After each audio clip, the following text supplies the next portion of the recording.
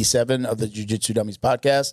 We are brought to you by Black Belt Digital Marketing. Anything you need to build your business on or offline, web design, SEO, Google Ads. We just launched some new AI products like receptionist, chat receptionist for the website, phone receptionist, automatic review management. So you get a review, anything 4 or 5, like it just answers it automatically. That's cool. Does it make like with a good where our CRM does make appointments, and it can send them a link and make your appointment here.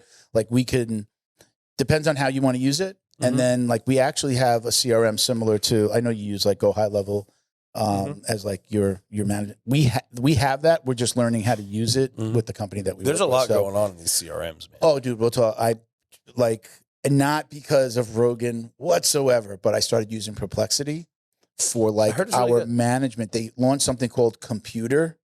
So we are using Perplexity. You could do regular search. And then, there's like, you can open up spaces. So we have like a space for each client. So now when my team is doing something for a client, like maybe generating content for them, we're doing it within Perplexity and then it's saved. So I can go back to that a year from now and go, what was that blog that we did? Let's open that up. Okay, let's modify this. Like all the work is there, where right now it's like somebody's using ChatGPT, somebody's using Gemini. Like now everything's in one place. Perplexity, if you want to steal us away from ChatGPT and Gemini, you can sponsor Jiu-Jitsu Dummies. But I in my mind, I knew if I mentioned Perplexity on the show, immediately people could be like, Rogan, because you know that he's using it. Yeah. Like, hey, let's plug that into Perplexity. Apparently, it's really good though. It is really good. It's basically it'll find the right model to do the thing that you want it to do. Like I should show you.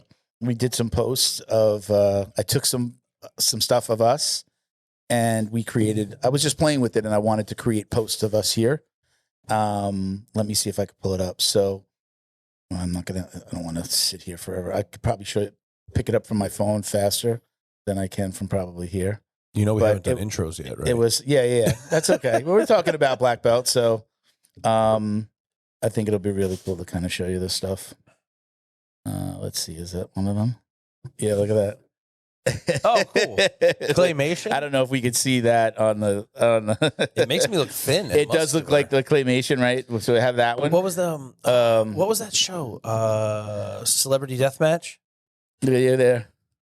God. I had to like fix it because like the J wasn't correct, so like you got to put it back, and then it changes it a little bit more each time. But look, you look. It took out the gray. I way more hardcore. Add the gray hair back into my beard, you know, and awesome. And that was just me by myself. But I went it went too much gray, but I got sick of playing with it. You look very ethnic. In that picture. Yeah, very ethnic. More Mexican, less Samoan. It got it. The only thing it got wrong was like the sticker on the back. The marketing isn't spelled correctly, but it got everything. Still, it got everything really good. Now Bo's got a lot to edit into this episode. I should probably send those to him so people know what the heck we're talking about. But anyway. Yeah, man, we're doing a lot of AI stuff. Look, if you're not messing with AI for whatever business you're in, even for you're going to fall behind. Yeah, like people keep on saying like if you don't know, like people are scared about losing their jobs. And people are saying like, don't be scared of AI, or the only people that should be worried are people that aren't learning AI, right? Like you're gonna lose your job, not to AI, but somebody who knows AI. Yeah. So I went to it still has to get done. It's not self-programming. I went to a thing in Miami a couple of weeks ago, and at my CRM is completely everything we use now has an AI version. So like social media, posting it automatically for a client. Now there's social AI. It's standard, pro, social AI. So everything is moving that way. The Perplexity I'm using for like managing what we're doing for the client and then plugging it into where it needs to be.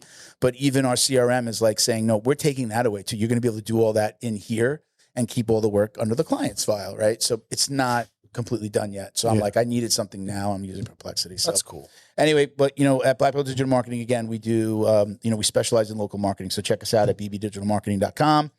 At Black Belt Digital Marketing on Instagram. You can request a free review of your online presence right there on our homepage. It's really, really cool. It'll just like grade everything that you're doing. It'll find everything that's out there about you and give you just like an overall grade on each, like on your social, on your local, on your GBP, on your listings. All right. So check us out. Again, Black Belt Digital Marketing. on Instagram and bbdigitalmarketing.com if you want to request your free online review. And you can even just give us a call. It goes to all of our AI assistants. Everything is freaking AI. I love it. I even set up AI for my phone so it doesn't, all the spam that I get. So now it filters out my spam. I would love to get like an AI answering service for like my off hours or like when I'm in classes, etc. You could do it through your platform. I wouldn't. I'm sure. Like just there, you just have to like turn it on. I had it. I turned it on. I turned it on over there. Was using it, and then I had to switch back. This will. I didn't like go high level. This will branch us into the Academy Safe portion, but you now brought Chris Rodriguez onto the board. At the last Maya, she was talking about AI. This woman has created an AI for role playing your sales, your calls. Yeah. So she's like, my staff can just, we want a disgruntled parent calling in about, but you know how she did that? How? Claude, I think. Yeah. She had, when I was talking to her about coming onto the board, she had a computer like over her shoulder at a desk. And I think she just has the computer working on Claude, like doing that kind of stuff. So Claude is like the programming.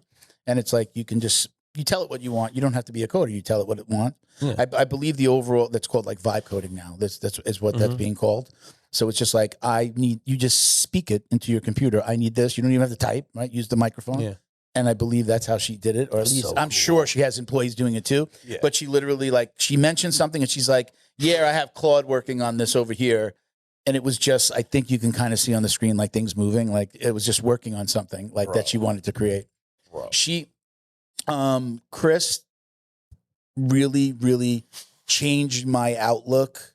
I was there with Academy Safe on a table. I was just at a table at the Maya event, and she pretty much, when she spoke, she kind of bookended it, right? She spoke at the beginning and then the last day, and she changed my outlook on almost everything that I was doing. Because anything, insert business here. Right, they were talking about martial arts academies, but so much of that is relevant. I'm doing sales; it's the same thing. You're doing a sale; I'm doing a sale. Christmas and Julys, I've been recommending Christmas to Julys to clients across the spectrum. Of course, I actually told somebody I was going to pick your brain about how you do it for martial arts, because I was telling Ohana. Ohana's a client, and I was telling him like, you guys can check out Maya and learn what I learned. Yeah, but I felt. I didn't realize I was getting a master class while I was there for Academy Safe. We were in the room with you guys instead of outside. So there was a complaint that we didn't get enough to talk to people, because when you're in the room, you guys were talking. It wasn't like time to talk, but people could be out in the hallway talking. Yeah. So it was kind of like I didn't get to speak to a lot of people, because every time you guys broke for lunch or whatever, you left. 20 minutes. You left the room, go to the bathroom, go back up to the hotel, get this, get that, eat. But it was replaced with a master class. Yeah. And I got to sit on what Maya really learned. So it was great. She is very specifically amazing. I've learned so much. And it's why I tried Go High Level. It wasn't for us, because I'm a done for you service versus telling a client, here, now you use this, which is what you do with your kind of leads, right? I use They get them through the door, and then specifically for them. Then my business platform is my studio. For the chase. You get them for the chase. Yeah. It's just my lead structures through high level. Yeah. So we can do that. It's just that it's we have to learn it as they've built it and changed it. So we're learning it, and then we can implement it for clients. So fantastic. So enough about that. But listen, for those out there, we're not sponsored by Maya. It is a great organization to be part of. I would love to be sponsored by Maya. Maya or Century Martial Arts. If you get out there, right? I mean, those right. The guys from Century. Century owns Maya. Maya, okay. So Maya was started by Mike Metzger, and it got to a certain level where he was like, "Oh, this is. I think we're at the ceiling of what I can do alone," kind of thing. And Century came in and they worked some stuff out, and now it's where it is. Chris also belongs to something called the Seven Figure Agency. Chris is involved in all sorts of crazy. Groups. She's a Titan, which means she makes her agency is at very least over $5 million a year. Yeah, so it's amazing. She's a hitter. I'm an agency owner, and my name is Milton Campis. Oh, snap. I'm a black belt training out of South Florida. I am the owner of Black Belt Digital Marketing. That's why we talk about it so much. Sorry, guys. But for people out there that are, gym owners, a lot of that stuff is relevant. And look, you can reach out to me. You can reach out to Chris if you want to just get some tips. My consultations are free, and I really tell hey, what's the best thing for you to do? Some people just want the marketing, so they don't want. They're like, I have the platform to chase the lead. I just need the name in my system, right? So there's some people that we're good at that part. Yeah. They're better at the like, and we're going to chase the lead for you and we're going to text it. Bro, we're coming to that, but we're not, my company's not there yet. Yeah. Something that, like, as a guy, I don't have a front desk. It's myself and my wife. So depending on the hour. And who are you? Oh, my name is Ben Stark, 3rd degree black belt from American Top Team Palm Beach Gardens, head coach and owner. That's why I talk about it so much. That's awesome. Don't forget to like, comment, save, share, click the subscribe button. We appreciate all of your support. Why don't we let you go ahead and give your fight tape a little shout out? Oh, snap. We are back, ladies and gentlemen. It has been a long time since our last show, and I have missed you dearly. Oh, thank you, bro. My friend Milton. But what I've missed more is wrapping the hands of these young savages before they enter the combatagon. And nothing better to wrap your fighters or your boo-boos with than fight tape. Hold on. Let's do me. Yes. Go on fighttape.us or our Instagram, fighttape.us, and order the best gauze and tape available. But you're going to have to act fast on the gauze. I only have 3 boxes left. That's like 150-something rolls total before the next order comes in. Who knows when that will be with the Strait of Hormuz being shut down. Is that going to affect you? I hope not. I mean, where does your stuff come from? China. Okay. My sales rep says it won't, but I mean, they also want the sale. So we'll see. So get your gauze while you can before it runs out. We are a jiu-jitsu podcast, and we haven't talked about jiu-jitsu yet. Yeah, it's true. But, man, the world is on fire. Doesn't it feel like the world's on fire? I don't know how much news you watch. Even if you don't, I do my best. Just seems crazy. Like, there was a period of like Trump's first like presidency where I was watching so much, and I was like, this is just, I'm going insane watching whatever. Yeah. And I literally just stopped. This is my policy. I wake up in the morning. The first thing I do is I just put on the news. I don't have like regular, like I'm like most. I don't have cable. I just do the apps on the TV. Just the fact that you're turning on the news is a problem. Well, so this is the thing, and I always said this is it's been a joke, and it's really the truth now. I turn on the news just to make sure the world's not ending. I'll watch it for a little bit, maybe like leave it on in the background for like an hour. But I used to, because I mostly work from home, I used to just throw on CNN. Yeah, I used to listen to CNN. Haters, go ahead and comment. But I would have it on the whole day.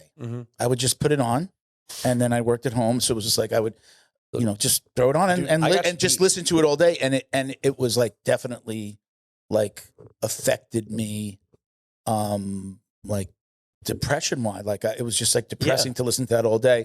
I would switch it up sometimes with music and stuff like that. Now it's almost always a podcast or some podcast, music, or comedy. I just throw something on, even if I've watched it before. It could be just anything. Yeah. But like I'll listen, like when I listen to Rogan, I'm almost always listening to his stuff with comedians. Bro, I don't listen to the regular stuff anymore. Yeah, I can. I listen to pro wrestler podcasts. Yeah. I listen to comedian podcasts, and I listen to fight sports stuff, and that's it. Yeah. If I want my news, I go to Alex Jones. No, do you really? No. I mean, here's the problem, though. He's been really fucking accurate. No, he hasn't been accurate. That's like saying, like, I say, like, look at that wall right there behind you. Like, like I threw out that many conspiracies, and then like 2 of them were true, and then it's just like, you see, you was right. They're hiding everything. They're giving us all the news. But it's also like they're reptiles and they're eating our brains, Milton. Okay, so I remember like the gay frogs thing. Remember there was a thing about they're making the frogs gay. Yeah, that's gonna get us clipped. We both said it. But right, so like that something like it's just like he's not getting the story 100% right, so it sounds so off the wall. Yeah, he's crazy. And then like hey, there's the Epstein Island thing, and like there's kids, and well, remember, let's be careful what we say so we don't get blocked. The whole thing. I mean, it was just a joke. I'm sorry, but no, it's okay. We'll be all right. It was. But like the way he presented it sounded so crazy. Like, okay, let's say like Pizza also talks like this. Like Pizzagate was one like that really wasn't true. But I guess I guess the word pizza was used as in lieu of. Let's not say what it was. Right, what meant. Okay, I'm going to get you this. Well, and so and I guess that somehow related to that. And then people were saying like you can go there. We can say this stuff if we get sponsored by the right people. Probably. I mean, just I mean, even like, again, I'm watching a lot of Rogan lately, so, you know, I'm not, I wasn't listening to Rogan when I started this. I like maybe listened to him once in a while. I wasn't a Rogan fan. I wasn't even like a podcast fan. I wanted to do this because it was just fun. So like obviously we're not like Rogan, but it's, I mean, like it's one of us. I am listening to him a lot. Like, so like the perplexity thing, I'm like, oh God, people go like it, just trying to be Rogan. And that just happened. Like, good product. I saw an ad and I was just like, oh, computer. Like, it wasn't because I was listening to it on the podcast. As a matter of fact, I was like exclusively using Gemini. So, I've recently come into Gemini. I like Gemini. Gemini's great. Listen, anything that just plugs into what you're using is just useful for you. I find I get better writing out of Gemini than I did ChatGPT. Yeah. It's kind of easier to converse with. It gets what I'm asking it a little better. So, where was I going with that? Like, I'm gonna say things because I've heard them on Rogan, but like it's not because I'm like Rogan. Like I really do I like the comedy stuff. I love the comedy stuff. You can't escape it. If you're in a podcast space and you do anything Rogan does, you're like this guy. Of course, he's the #1 show on the planet, dude. You know what? I know it's funny, and I love him to death. Miguel's like definitely a Rogan fan. He'd be like, "Hey, did you listen to this podcast yet?" And I'd be like, "Oh, you know, I don't really listen to the ones that are too serious." It's just because of my own mental health. I need funny. I need serotonin release. But like, he's like went on the carnivore diet. He does archery. You know, he's a guy, but he was always a guy's guy. You know, he's a fisherman. You know, obviously jiu-jitsu. He's very much a dude. He's a dude, but then it would be like carnivore diet and then archery. And I'm like, oh, you're really getting into the Rogan stuff. Overlapping stuff. Yeah, no. I'm not hating on him. I'm not hating on him or anyone, but I get that comparison when I'm thinking about that when I see somebody that's doing a lot of Rogan stuff. And then I'm like, I'm just mentioning stuff I heard on the podcast, and I don't want people to be like, oh, there he is with his head up Rogan's head. Because I actually disagree with most of where he's gone with his politics. I'm very much, I think, more center than where he's gone. Have you bought a bunker yet? No. I watched a really great bunker video, by the way. It's total AI video of a bunker being put into somebody's backyard with a whole bunch of like 20-foot containers. Did you see that? Did you see that video though? Bro, I've made full plans to build a house out of packing containers. Oh, dude, it's crazy. Like, I mean, that might be so fucking relevant right now. Yeah, like, definitely. It was the worst part of Florida. You can't dig into the ground because of sinkholes, right? Yeah, if you live up north, you can build 10 floors down. Is it? You can't do that here, but we're at sea level because it's safer to do it there. It goes just up. You're right? higher up on sea level. Okay, yeah. That's why when they show those videos of why Florida's going to be gone. Florida, first. like South Florida, is going to be gone, right? And then you go. I've been up to. There's a place where it's like the hilliest place in Florida. The trash. Claremont. I went to Claremont, I believe, and then like went. No. The biggest hills in Florida are the dumps off the turnpike. No, yeah, for here in South Florida. But when you go up to Claremont, like literally when you're driving to Claremont, you're just looking at it and it gets like it gets really hilly, like in a certain When I was driving into Lee, I drove through some like surprisingly hilly areas. Yeah. Yeah. So anyway, I forgot where we were going with the whole Rogan stuff, but let's break it down. Let's get into current news. Let's talk about just Academy Safe, just a final sponsor shout outs because we didn't talk about Academy Safe for Flow and Roll. So brought to you by Academy Safe. We all know, if you've listened to the show, I founded a nonprofit where we're doing background checks and safe sports certification, along with what we're calling like 8 total pillars in the U.S. and Canada. And, you know, everything from CPR, first aid, AED in your facility, security cameras, things like that. Things that make your academy safe. No longer do we want to just be in a place where you're bringing your kid to an academy where you have nothing about the instructors. Mm-hmm. You're an accredited member, which means you and all of your coaches and staff members have gone through the process. So thank you for doing that. Proud to say it. Happy to have you. And then we talked before, when you're doing your seminars, man, you know, if you want to like co-brand them with Academy Safe, we'd love to do that. We'll promote. I mean, that being said, if you are an academy owner out there and you want either of us or both of us at your academy, we are Florida locals. I've been asked to do like, hey, would the Jiu-Jitsu dummies come out and do a seminar? And I just kind of wasn't really in a place where as long as you're not a jerk. Yeah, no, like I have some really fun stuff that I like to teach that I teach in my academy that are just like some cool, like I like the little trick kind of stuff. Like, and let's be honest, there's not enough big guys doing big guy jiu-jitsu out there. It's all little guys with flashy moves. Speaking of flashy, I freaking we were doing some like it was like this in like it was in an inverted sweep. You had to really get under somebody, but you needed to throw your legs kind of Which sweep? over. I don't know what it's called, but From what position? It's from their inside control, and you're going to come all the way under their body. But you had to invert the I don't know the name of it, but the move that we were being shown was like you had to invert. So I just can't invert. My lower back is just still fucked up. Yeah, you're kind of like you're digging in under. You're going under the body. And your legs are go like over their head? No, you have to come under and then like I think bring your leg underneath them and then like you're inverting. I had never done the move. I had never done it, and because I can't invert. Literally, my back like is an entry to tornado guard. I don't know what tornado guard is. We don't. I understand. Hold on, let's say that I came up in a system where we were never taught any names. We weren't taught the original names. Our coach had such a big kids program that he named every move with something clever for the kids. So then when he taught it to the adults, because we had so many adults that had kids in the program, he would use the same names as the kids. So we literally never learned the names of any of the moves for 8 years at one place. I never. So like, do you know what the nene is? Do you know what cover like block out the sun? Block the sun. Yeah, there's a move where you got like, so like he would do that, like block the sun. Like, so it was almost like an Eddie Bravo type thing that certain things, but it was all for kids. Cool. There was one that was like stomp the dollar or like put your foot on the dollar. Exactly. I'd be like, why $1? Like, oh, because if you saw $1, you'd go like that.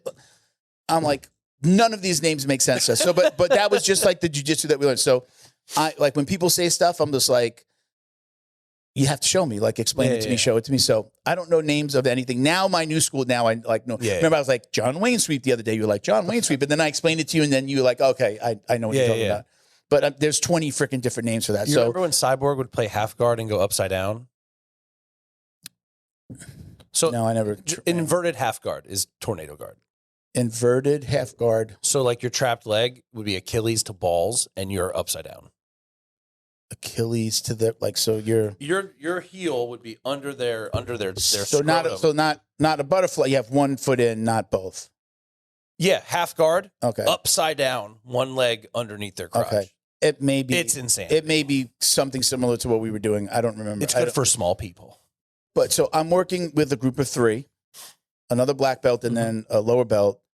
And I could do the move, but I can't like invert. So I'm like doing it a little bit more sloppily. I'm a lot of times like I figure, okay, if I do it like this, I could do the same move without having to like really get up on my shoulders and invert. Yeah.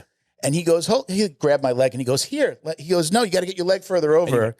And everything just literally, it felt like, it felt and sounded like the packing. Oh, the packing the bubbles. Yeah. It was like, and I just felt my, like from the bottom all the way up to my neck. No shit. Yeah.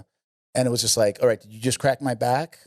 Am I a cripple? It was like, I think like whatever, like tendons or whatever, like just along my back, along the sides. Fucking still hurts today. It was painful to sleep. And you went to massage? You didn't get any further into that? I actually have a client who's a mobile chiropractic. So I've seen her twice. It's been 1 month. I've seen her twice. And I'm going for I had stopped going to massage therapy. I have like a membership. I just, traveling so much, I just didn't book appointments because I was going to be all over the place. So I have them like banked. So I have like one, even if they carry over, right? So I just went last Tuesday. Last Tuesday, mobile chiropractor. The next Tuesday, I went to the massage therapist, and then I have an appointment set tomorrow, Saturday. So it's helped. Muscular? Yeah. Have you ever heard of pulse therapy? I've already had that lower back issue, but this is like I can feel it in like I guess like you would say like I feel it in the muscles. It's not my spine. My spine doesn't hurt any more than whatever is already. Pulse therapy, which is what? Are you familiar with pulsating electromagnetic field therapy? No. It's a variation off of PEMF, but it's apparently got more wavelengths. It's like it's really intense. Like it feels like electro stim, but like It also feels like that's going to be not something that's covered by my. Oh no, God, at all, right? Maybe. Where my wife works in a chiropractic office, they have it, and I'm sure, like going through a proper medical office, yes, it can. Yeah. Be. So I have a chiropractic office that I used to go to once a week religiously. I definitely felt like I felt better after, but everything always came back. Like it was never like a permanent. Nothing is. You know, that's why, like, when you start a lot of therapies, it's 3 times a week. Then after a month, it's 2 times. You get to where you need to be, and then you just lock it in and maintain. She's a client, and part of our deal was to give me and the salesperson a free massage. I love barter. A free home visit. So she's a massage therapist and a chiropractor. So she comes out, tell her what's wrong. She'll work on it, and then crack you up. And I always feel great. Yeah. Right now, like, if I just literally, like, you ever bang your head going into a car, like, oh, the car's like maybe like the slightest like tap on my head or anything, or like moving in bed, this just all hurts here, and then my lower back is hurting from the inversion. This I don't think this is from the inversion. Yeah, just being it's old. Viejitis. My father calls it the viejitis. The viejitis. Viejo, like vieja in Spanish, old. Viejitis, like diabetes. Yeah. Viejitis. You're cursed with the old. So yeah, it's been a thing.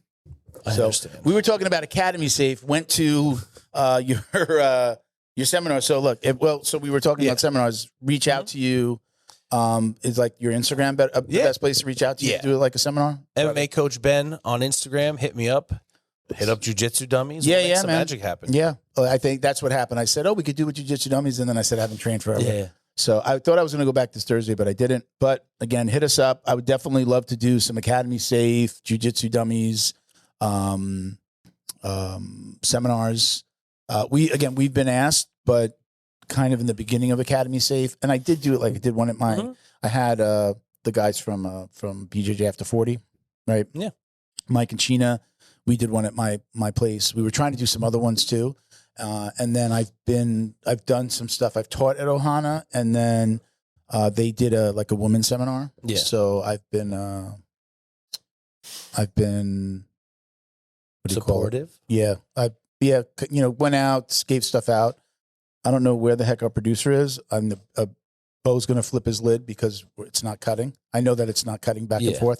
They're probably going to give him both 2 streams, of him, and he's going to have to cut it now, and he's going to be pissed. I'm going to ask him when our producer comes back because nobody's sitting here. So academysafe.org, right? We're on that mission to get everybody background checked. So check it out, academysafe.org or Academy Safe on Instagram. And then we talked very briefly about Flow and Roll. I've been going out to the IBJJFs. I went to Austin. Where else did I go? Are you a celebrity yet? Do they know you? I get a lot of, it's fun. I'll get a couple of like, are you that guy? Do you do the Jiu-Jitsu Dummy? I think like they know, but then you'd be like, are you Jiu-Jitsu Dummies?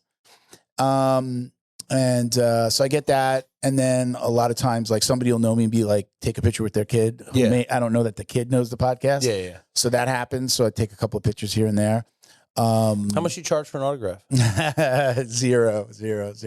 Happy to take pictures. What happens a lot is I do get a lot of like side eye stares. Like I know that like, why do I know this guy? Either I know this guy, like, so if I'm wearing the Jiu-Jitsu Dummy shirt, it's usually a little bit more like, oh yeah, hey, like, cool. Point, get a thumbs up. How cool is that? Honestly, how cool is it that people will be like, yo, I like this creative show thing you made. Yeah, no, that's awesome. Yeah, no, I love that. You gotta get that a little bit, right? You're, like, between your content, you got like great old content. Friends, people that know me that are into jiu-jitsu that like find the podcast But like at the combat nights and stuff like that, you're commentating, like you're in the back. Aren't people like? I get a lot more from combat night because I'm also in the back wrapping some of these guys' hands so they see me. And then crazy, it's a small community, man. Half the state has the same lineage as me. Yeah. So it's like American, coach, like American top team, kind of that lineage. The same grading professor, the same striking coach. Okay. Because a lot of the state has been into ATT for a camp, 5 months, 5 years. Yeah. And it's just these circles are just overlapping everywhere. And it's cool. At like if you're roughly my age, we probably know each other. Yeah. And then, you know, the young gun, like, you know, fuck every other team, man. I'm blah, blah, blah. Yeah. And then they're like, oh, my coach loves you. But I thought it is a sport, isn't it? Yeah. Yeah. And that's probably where I'm recognized the most. Again, it does happen. I get a lot of the, like, if I'm wearing the shirt, if I'm wearing a jiu-jitsu, then it's like, oh, okay. Yeah. But I'm actually getting that with Academy. I got, at this last event that I went to at Kissimmee, that went to Pans, I got a lot of, like, just passing, like, love what you're doing. And just people keep on going. So again, most of that is, you know, we have a decent following on Instagram. It's just a few thousand right now, but because we post so much around Jiu-Jitsu dummies and talk about it here, I think this is where most people are hearing just the fact that people recognize Academy Safe on would you say more frequently than Jiu-Jitsu dummies? At this last event, it was, I mean, again, it's like which shirt I'm wearing. Yeah. And if I'm wearing I'm there to represent Academy Safe. So it's very rare that I even have the jiu-jitsu. Like, I wore the jiu-jitsu dummy shirt, I think, on the last day because it was like a half day and I was leaving. I was just getting in the car to come home. So yeah, I think I've gotten in if I put it all together, being out at the events, I think I'm getting more attention because of the Academy Safe, which is great. That was the goal. Yeah. And you guys got with Google on something? We got a Google grant. Okay. So we had a $10,000 a month grant from Google. That is advertising crazy. Grant. So, you know, they're not handing you 10 grand, but you got $10,000. I mean, they're kind of handed it to you in terms of services, right? Yeah. So again, funny enough, we didn't set this up this way, but going back to AI, one of the when I started to play with Perplexity, like I managed the Google Ads accounts. I'm the guy that manages the Google Ads accounts at my company. It's the one, like, larger thing that I do. Can you show me how to set one up? Yeah. Thank you. So wait, you're going to love this, is Perplexity. They have these things called connectors in that computer model. This is why I started using it. So, like, it can hook to, I just added all my Google products. So it's Google Drive. And then I'll use that example, Google Drive and Google Ads. So I set up those connectors, and then, you log in like you do on, you like on Facebook. It's like, oh, new app, and like, let this connect, and it connects to your Facebook. So it has the connector for Google Ads, and I've already done it and set it up, and I did use AI and ask it questions. So I go to the connector for the first time, and I ask Perplexity, how can you help me? It's like, oh, give me your account number, and it reviewed my account and gave me all the things that, like, I could do better or fix or suggestions. So now when I'm managing a Google Ads account, I manage it with Perplexity. I go into the account, I give it the account number, it goes in. Not only does it go in and tell me what needs to be fixed, I still have to fix it. It's not going to do it automatically. I still have to go in, but it'll say, do this, add these keywords, change this headline, do this. And then the really cool thing is with Google Drive. So it'll say, okay, it's set up a Google Doc in my Drive, and it keeps a list of everything that it's ever done. So, like, if you needed to give that to somebody, or if you needed to, like, move the account or work with a different AI, you could just upload the document and be like, this is everything that I've done. And it's all automatic. So how much is Perplexity per month? I'm doing the Enterprise Edition. It's $40 a month. That's not per user. If you're just a regular user, you're not a business and you're not using their Enterprise Edition, it's like $200 per month to use the computer side. But because I'm using it as, like, more for a personal user than for a business. Yeah, it's weird. I may have that. It's 200. It says it on the thing. Package $200. But that's like if you're just going to be use it, like, personally. But because I just set it up as an Enterprise Edition, and I set up a license for each one of my employees, for whatever reason, it's just the $40. Awesome. It sounded crazy. It does sound crazy, but yeah, the computer side is. Because I'm going to have to boil down and pay for one of these. Yeah, you probably have to. Well, yeah, I mean, like, I would say I just started using it. Give me a couple of weeks and get my feedback in a couple of weeks. But I mean, there are others. This one just is like, and look, they're all getting better. So it's like, oh, this one's better now, and then this one's better tomorrow. But I used it, and I've been actually, what I do is I for like a half hour, I say, Perplexity, right? Give me, what tasks do we have to complete today? I've got a half hour. And it'll go, okay, let's do these. This should be quick enough. So it's connected to your calendar and stuff too? You can do all of that, yeah. You can connect, all the connectors are Google Ads, Google Calendar, Google Drive. I feel like your Google My Business, time to get used to. It will fucking connect your Google My Business, which I haven't even done yet. I mean, that's like the core of our business, is doing it with, like, managing somebody's GBP. So it's cool, but we're using that for a huge part of that. That's awesome. So yeah, I was given again. We're shouting out Flow and Roll at Flow_N_Roll. They've been awesome. We've been going. The whole reason we were mentioning the IBJJFs is that I go out when they're out at an event. I go out, hang out with them. They have our banner in their booth, and I talk to gym owners that he introduces me to. People that just recognize the logo or have a question. Or Sean goes, "Yeah, that's him. He's the guy," and he points him over to me, and then I chat with somebody. The best events for us to go to, though, are the kids' events, because when there's kids, there's a parent who's concerned, and then the coach is not competing. So then the coaches are walking around and more engaged with like the vendors and talking versus like this Pans was all adults. So it's all the coaches, but they're competing and they're so dialed in. Yeah, they might be, coaching some of their black belts down to white belts, whatever it is, but they're more engaged in they've got a job to do that day, and they're also competing, so they don't want to talk to anybody. But when it's a kids event, I see not only are the parents engaged, again, like kids would recognize us from online, then the parents are like, this is a really cool thing, or might be a listener, and then the coach is like, again, he's coaching, but not his brain is not consumed by, I also have to compete. And there's one guy with a pencil-thin mustache going, you guys suck. Yeah. So check out flowandroll.com. Get 20% off your online orders with code JJD. So that was our last shout out? Good Lord. Well, I mean, we my fault. We do a good job of like mixing it in, I hope. So it's been a cool, like a really crazy couple of months going out to all these events. I went to Austin, been to Pans, Miami. I'm in Florida, so those are easy. Austin was fun. I've always wanted to travel for jiu-jitsu, but I'm not going and traveling and then like going to train. Yeah. A lot of these, the schools are like closed or they're all there at the event. So it's like you can't You'd have to get there a week out. You need to be there either before or after. But again, a lot of these guys are dialed into competing and they're in competition mode. So I haven't been able to go anywhere and train.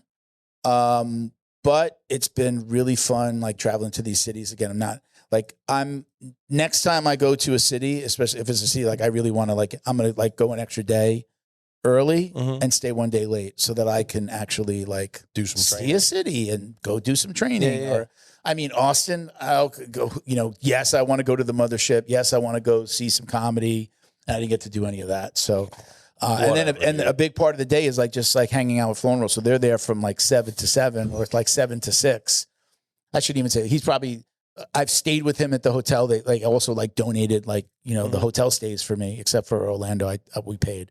But part of it is like, hey, come out. I've got a hotel room, sleep on the couch, save the money, keep the money in the nonprofit so you don't have to pay for it and come out and hang out. So like they're up at 7.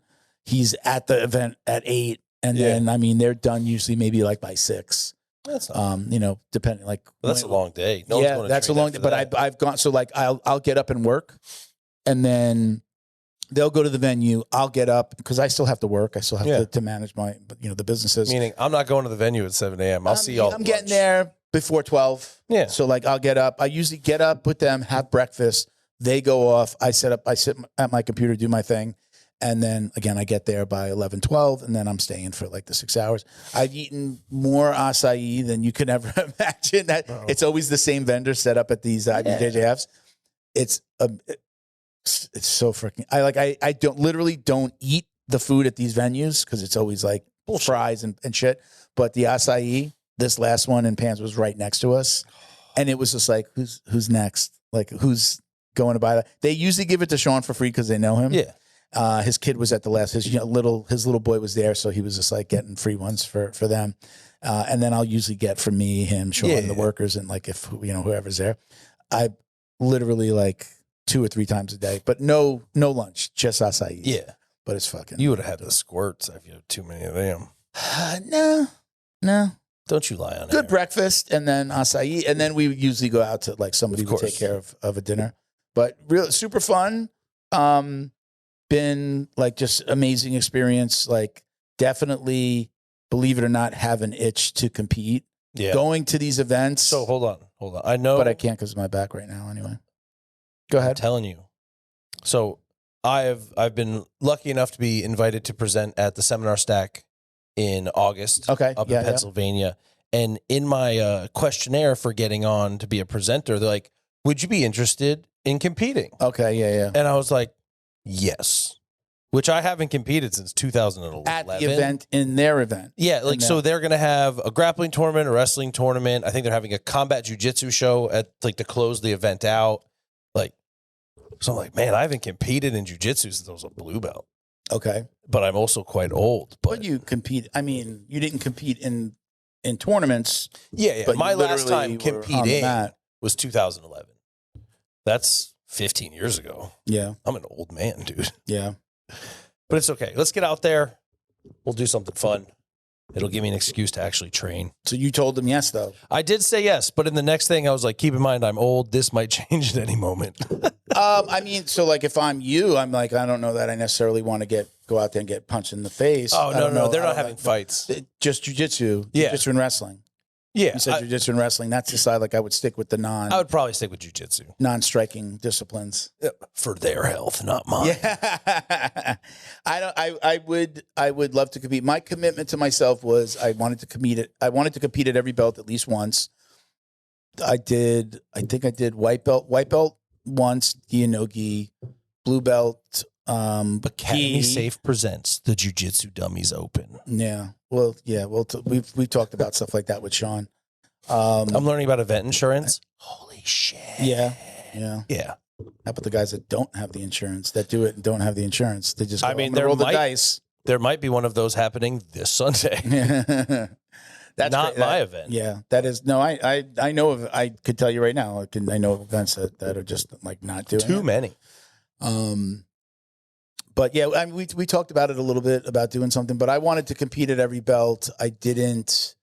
When I had the heart attack, and then I competed once at purple. Sounds like and an then excuse. I stopped. No, my cardio was really fucking jammed up. But yeah, it was like, could I have gotten in shape and done it? Yeah, just like anything I did cardio. For. But at the beginning, and I don't know if it was just in my head or if it was really like a symptom of, you got 4 stents in your heart now. I don't know.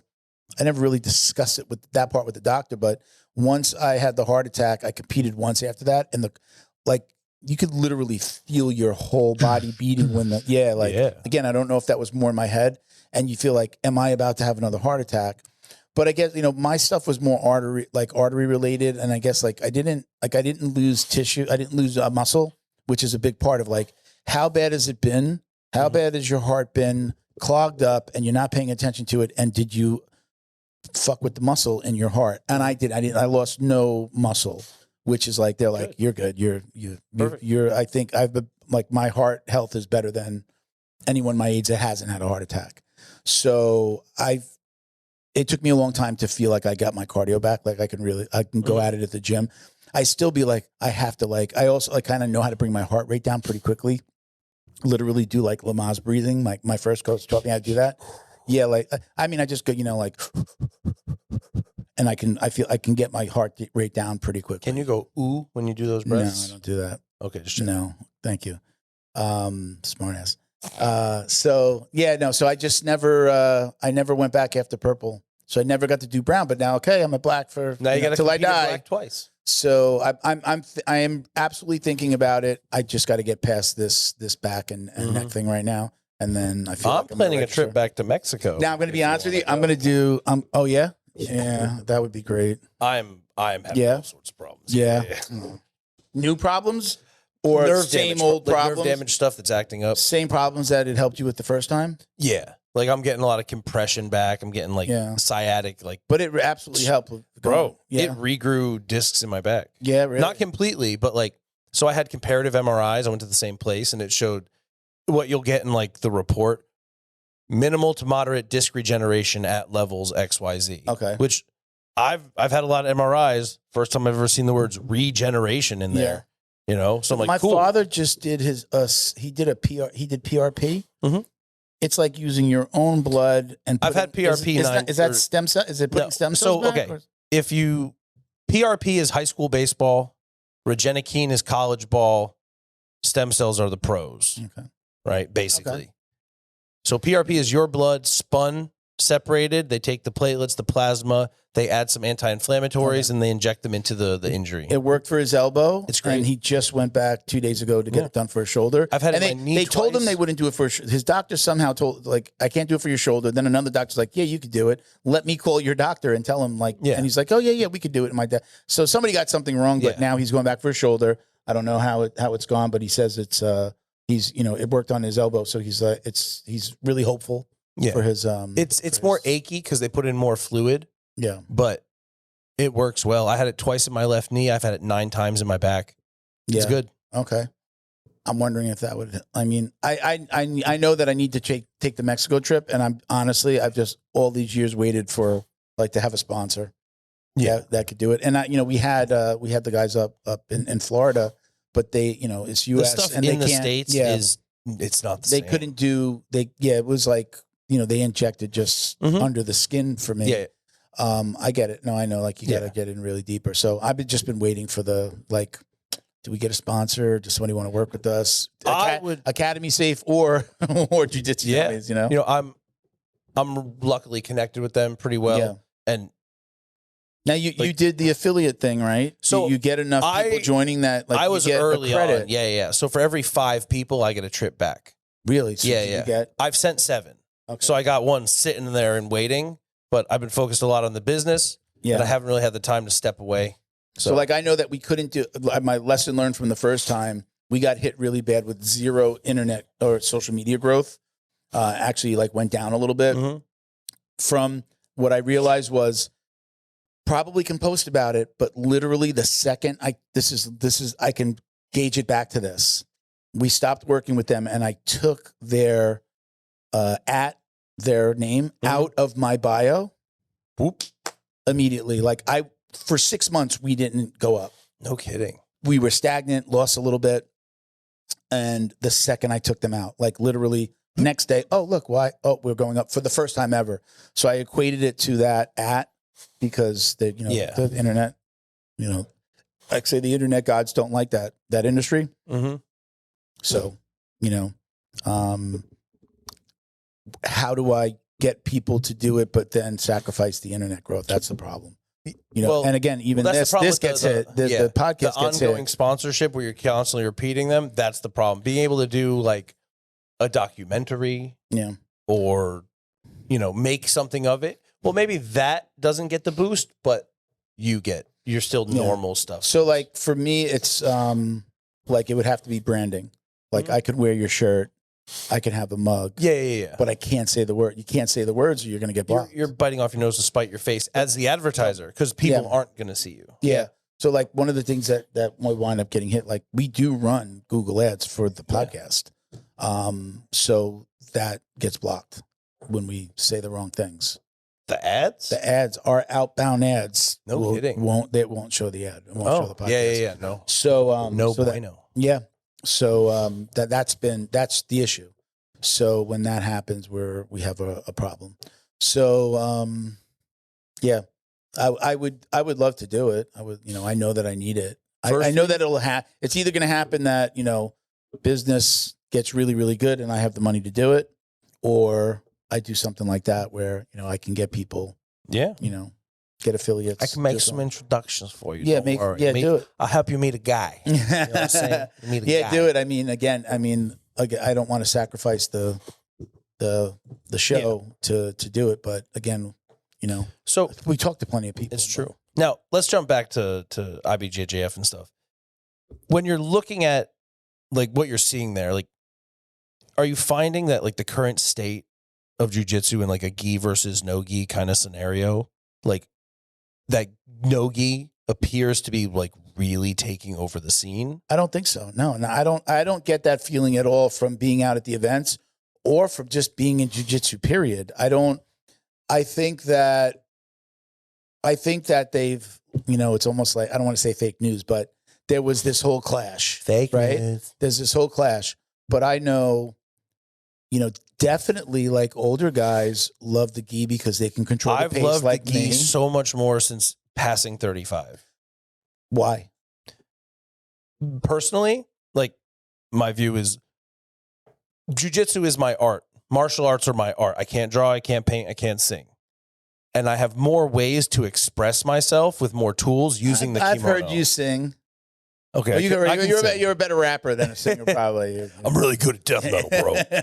But like, I can use the gi in 100 more ways that I can just no-gi. No-gi's faster. It's fun. Like, it's kind of like, it's video games versus ping pong. Let's break it down to the why. Mm-hmm. Why did people start to say no-gi, one's better than the other? A lot of it's like, in the streets, you're not wearing a gi. Like, but you're wearing fucking clothes, moron. I was a bouncer for the better part of a decade. I have strangled people in T-shirts, and guess what? You're not breaking my grip. With their shirt. Yeah, right. Dude. This collar is reinforced. Yeah, like a lot. This collar is not ripping. enough of the fabric, bro. I've strangled dudes with this much, just a thumb. Yeah, and the shirt doesn't move. It goes right with it. Yeah, bam. Yeah. Every time. It is beautiful. That whole argument is completely out the window. Now, you can't do this move in the gi. Okay, then that's a little bit more of a you're not going street fight. No. Sport rules. Yeah, that's true. So first of all, you'd have to say, all right, number one, the clothing. If you're up in New York, you might be in a sweater or a heavy jacket in the winter, right? All things that I can use. That's the street, right? So the clothing thing or the gi versus no.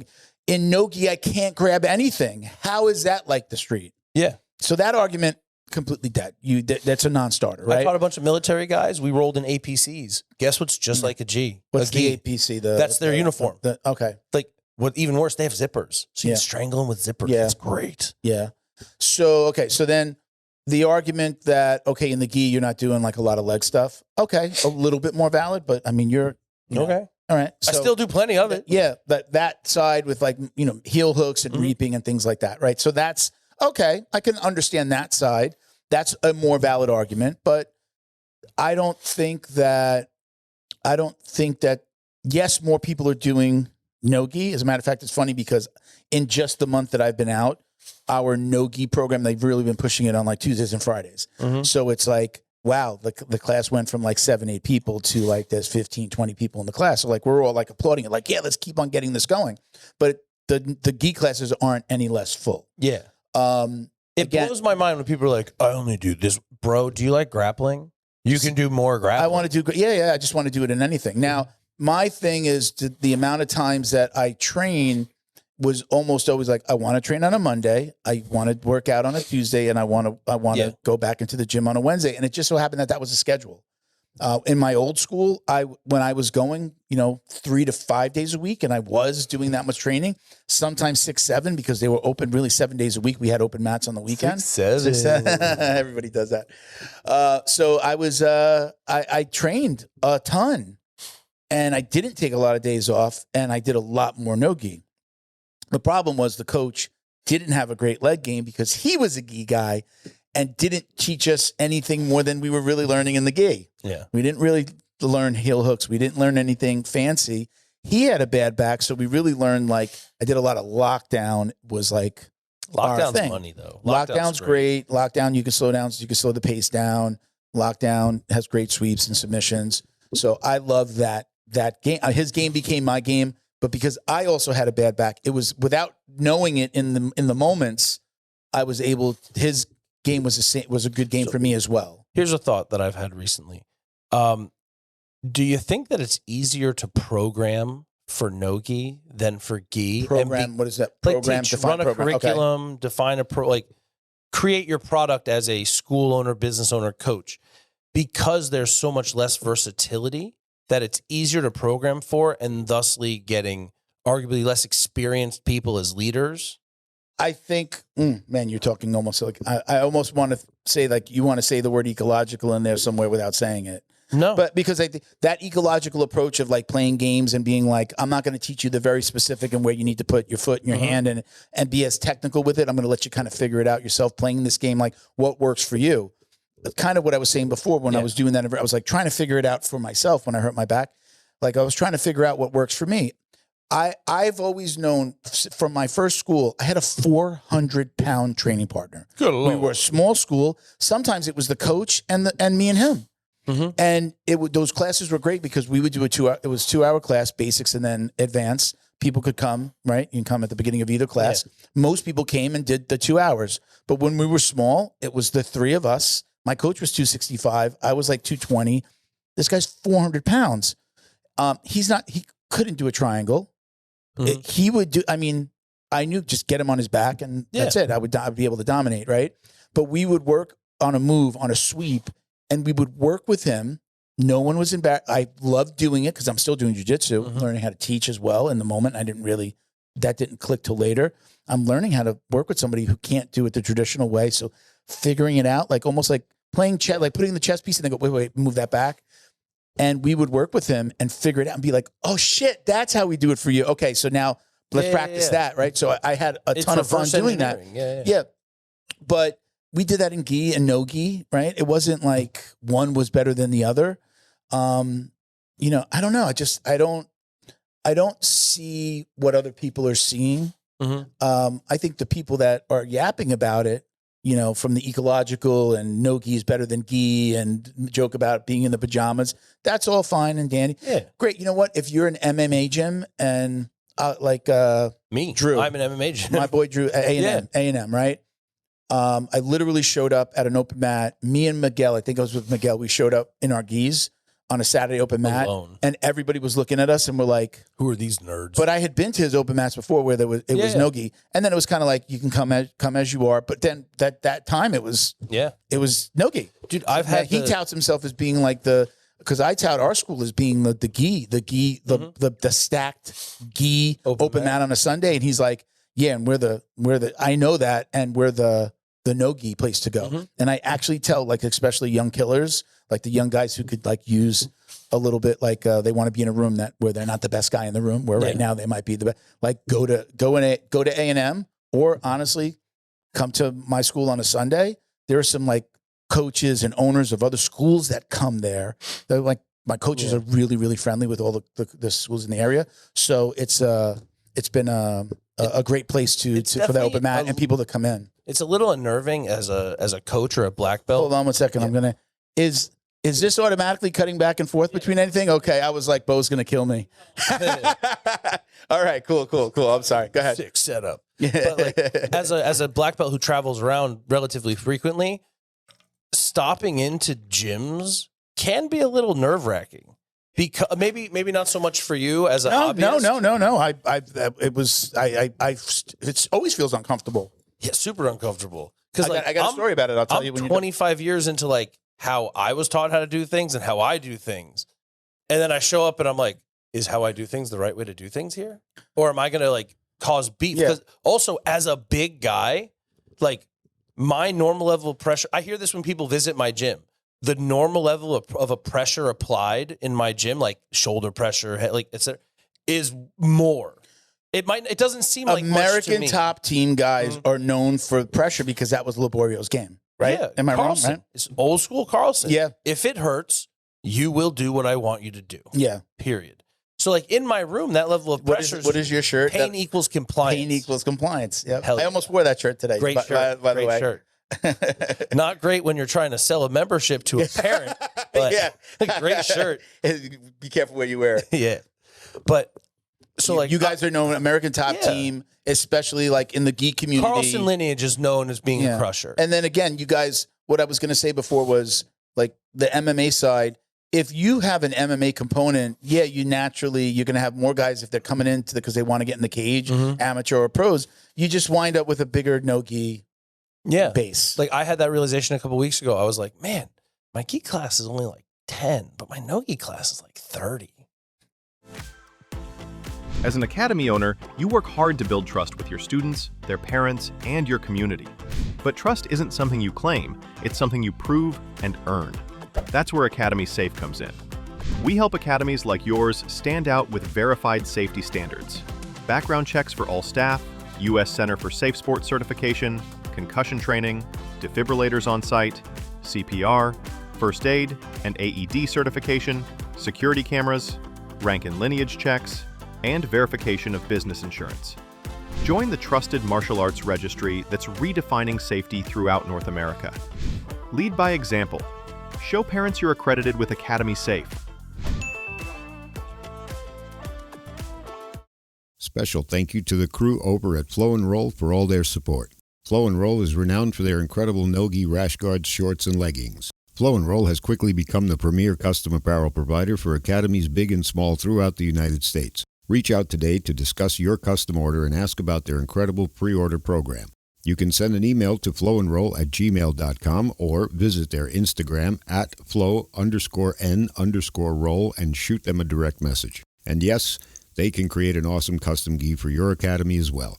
Visit flowandroll.com to check out their awesome designs, and remember, you'll get 20% off your purchase of t-shirts, rash guards, or gis with code JJD.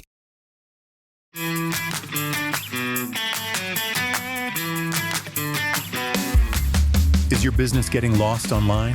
Black Belt Digital Marketing is a full-service digital marketing agency that helps you get found, get leads, and grow. We specialize in local and website SEO, so your business stands out when customers search. Our website SEO makes sure your site loads fast, ranks high, and stays ahead of AI-driven search, so customers find you first. More visibility, more clicks. More customers right when they're ready to buy. Grow your business online with Black Belt Digital Marketing. Visit bbdigitalmarketing.com or call 9542-204932 today. But I would make those. I would make sure you're inviting those guys. I'm sure you do. Like, hey guys, listen, we want to get more people in the game. Surprising amount of first responders. Yeah, which I didn't realize. Like, almost in the 30s. Yeah, you know, like doing gi or no gi. Doing mostly no gi. A lot of the but also a lot of them are cops, and they're like, I can go on Monday and Wednesday, and that's what no gi is. See, that's what I was saying about myself, right? It was just like the schedule determined that I was going to do more no-gi because I'm coming in off of the weekend. If I didn't train, I want to get in on Monday. Monday's the biggest stat class in my place. Oh, and dude, my Mondays are crazy. Like Fridays, I'm here, and then I'm like, it's a tiring day. Get back home. I don't want to do jiu-jitsu at night. That's the no-gi at my place. But go on. I'm glad to hear you got the first responders. We've been, you've talked about it here and like, hey, trying to get into the police departments and stuff. Like the ones it's not. Seminar Stack is going to be good for you. I hope so. My hope is Seminar Stack. Like, I was like, hey, how many things do you want me to do? And they're like, oh, we got one slot. I'm like, I can do like 9 things. I was going to say, you got to let them know that you're a 10-job kind of guy. I sadly took my sweet ass time filling out my form. Okay. So by that, she's like, I reserved a slot. Otherwise, it would be full because you've taken your sweet ass time. They've got a lot of stuff going on. Yeah. Rob's working with them. They're doing this. I'm hoping that I can get to this event. I will literally be prepared to be at this event. And then if my daughter's like, I just went into labor, I'm going to be like, well, I'll be there. And then I could just change my ticket and fly to Virginia. 3-hour drive. I could just fly to DC. Yeah. Like I would probably just fly to DC. 100%. We're probably not going to Abu Dhabi when we said we were going to Abu Dhabi for Academy Safe because of the war. Mm-hmm. So that's already, they're like, we're probably not going. So anyway, but go on. Well, that's a whole nother conversation. So doing a seminar, first responders, Seminar Stack. Yeah. So my main goal for going is like, how can I network this? Because I'm good at networking once I've met you, but I'm very bad at introductions because I'm like, I'm a little weird and I don't want to ruin this, so I don't. But you wind up finding out that everybody's a little weird, and everybody's feeling exactly like you are. So I was bullshitting with Kate, and I was like, "Didn't you guys want hand wrapping stuff?" She's like, "Not a seminar. Can we put you on the main stage for a half hour?" And I'm like, "Are you shitting me? The main? Hell yeah!" By the way, a great way is whatever you like. Wear. Like, I don't know, you'd probably want to be in one of your t-shirts, right? Mm-hmm. That's like the natural thing. But if you could be, when you're at an event in general, like wearing a polo, just have your name embroidered, Coach Ben, right? So that it makes it easier for people to see it. Yeah. And then also, how do you shake hands, right? You shake hands like this. So even though most people put it on this side, you put the name or wear a name tag on the right. Because then because what happens when I go like this? You're like, hey, what does your name say? Because it presents on the right. Yeah, guys, right? We'd be like this and we'd shake hands and it goes away. He keeps touching. So on the right side, right, you do it so that you're presenting the name. So even if you just literally put a name tag, if you either had a plastic tag or literally, even if you're the only one walking around with a tag, like you make it easier for people to be like, hey, you're Ben from that, right? Yeah. Coach Ben, like you obviously, right? You'd put Coach Ben. That would be smart. But like to have it embroidered on the stuff or just printed on the front, have your own fight tape shirt. Like I'm looking at your fight tape shirt. Like, so have that. Yeah. Put that graphic on the back. And then on the front of your stuff, just put the graphic. You can have it printed in however you're printing. I know you use one of the same printers. You know, you could just write, like it lets you, there's a text part to just add text to whatever design you have. You know, you can do that. On Printable? Yeah, look, I'll show you. So I know if I'm doing a polo, I can embroider. I did one for the gym. I just have an ATT logo on my chest. I did this before the event. And I should have added the Academy Safe. Oh, yeah. So Academy Safe? Yeah. And then you could just. Can I get one of those in black? I never wear my gray one. Yeah. Okay. Yeah, I'll send you a new one. Cool. XL? XL black. still? Okay. Yeah. Always Can I put can I do that on the back? You can put whatever you want on the back. Okay. What did I give you? A gray one? Gray. Oh, I was just like mixing it up. Like, I send the black one to that last guy. Let me send the gray one. I can't do light colors because I'm so pale. It bleaches my face out. That's why I'm always I'm usually in black because it's slimming. But by the way, I'm in black because I'm fucking metal. So we're gonna get back to what you're saying about Semenosec. I gained like 10 fucking pounds. I can see. No, that's not true. Yeah, I gained about 10 pounds. Yeah, did you? Yeah, No. I think you can. I gained about 10 pounds. I'm walking around at 240 right now. And partially because I'm just eating more and not doing the jiu-jitsu, which is my cardio. Still juicing, bro? And then the working out. I have not stopped working out. I've just been able to do the stuff that I can do, which is I can do most of my normal workout without fucking with my back. But I've just been in the gym constantly. Yeah. And but when you really think about it, like who is funding the sport of jiu-jitsu right now? It's guys yours and my age. Yeah. So that's why I think it's why we're seeing of them. I say, of course, there's the best competitors in the world. There's 20 of them, and if you're lucky, there's 20 at each weight class. And realistically, that's not the case. So where's the money coming from in jiu-jitsu at this point? And it's got to be you and me, the hobbyists. Yeah. Like I'm a parent with a child in jiu-jitsu and a wife that dabbles. Like I preached that for the longest time. Like so. Yeah, I mean, I've talked about that for a really long time. How does the sport cater to like our demographic, but still highlight? Obviously, you know, the young athlete is the hot topic. Right? Okay, they're the ones that are the shining light. They're the flash. They're gonna go, oh, what's that? But we're the ones that are making it possible. I'm gonna answer your question with a question because I think about this a lot. If I ever opened up a gym, I don't necessarily want to be bothered with, like, at my age opening a gym, I'd have to have a very young person that would run a kids program, have that energy, right? I would never open a gym and be the only coach. I would open a gym or invest in a gym, but it has to be part of helping somebody build their dream. Yeah. And be in the background, helping with the marketing, helping with money maybe, right? And get them to build it. But the foundation these days, the foundation of a good martial arts academy, period, it starts with the kids program. 100%. My old school was great with this. Fuck, dirtbag or not, he would get it's advertised about, only advertised for the kids. While the parent's waiting, right? You're talking to the parent, invite them to the adults class, and that's how you fill the adults class. Most of my class, almost, I would have to say 90% of the classes that I was at, it was the parents of the kids who came up in the program and are like black belts now and things like that. I need to get more dads that want to try, or moms for that. So could you, if I was ever to open up a school that I ran, I would just do an over 40 school. I would be like, I just want over 40. It wouldn't be this huge like money making thing. It would be a but how many niche? Yeah. Now, there are 7 schools within a 2-mile radius of my coach just said this to me. He was in Pans. He said there's 7 schools within 2 miles of us. Well, maybe even he said a mile. That's how they literally wrote an article about Coral Springs and like the explosion. And there's enough for everybody still, right? But because there's so much, right? A lot of those guys are in their late 30s and 40s and are like, man, I'm going up against this 19-year-old kid who wants to kill me. I got to get up for work in the morning. So like to be in a group of like you can have even more competitive and stuff. Well, yeah, that's what I'm saying. Like, so is there a viable market for just an over 40? So a gym that catered to the older people, no kids, no teens. Yes. We're a school so that we like a bunch of older guys that want to do this. Over 40, but over 30 for sure. Like I got to kind of 30's too close to the 20s, like 35. Cool. Masters plus. Yeah. Masters with the plus. overall sense of like listen, if you're coming here, you're rolling differently. We're not rolling to kill. We're rolling to have fun, the camaraderie, the exercise. If you're only doing that, it also gives you a lot of versatility in your schedule because you can be like, these are drilling only classes. These are drill and roll classes. These are ecological classes.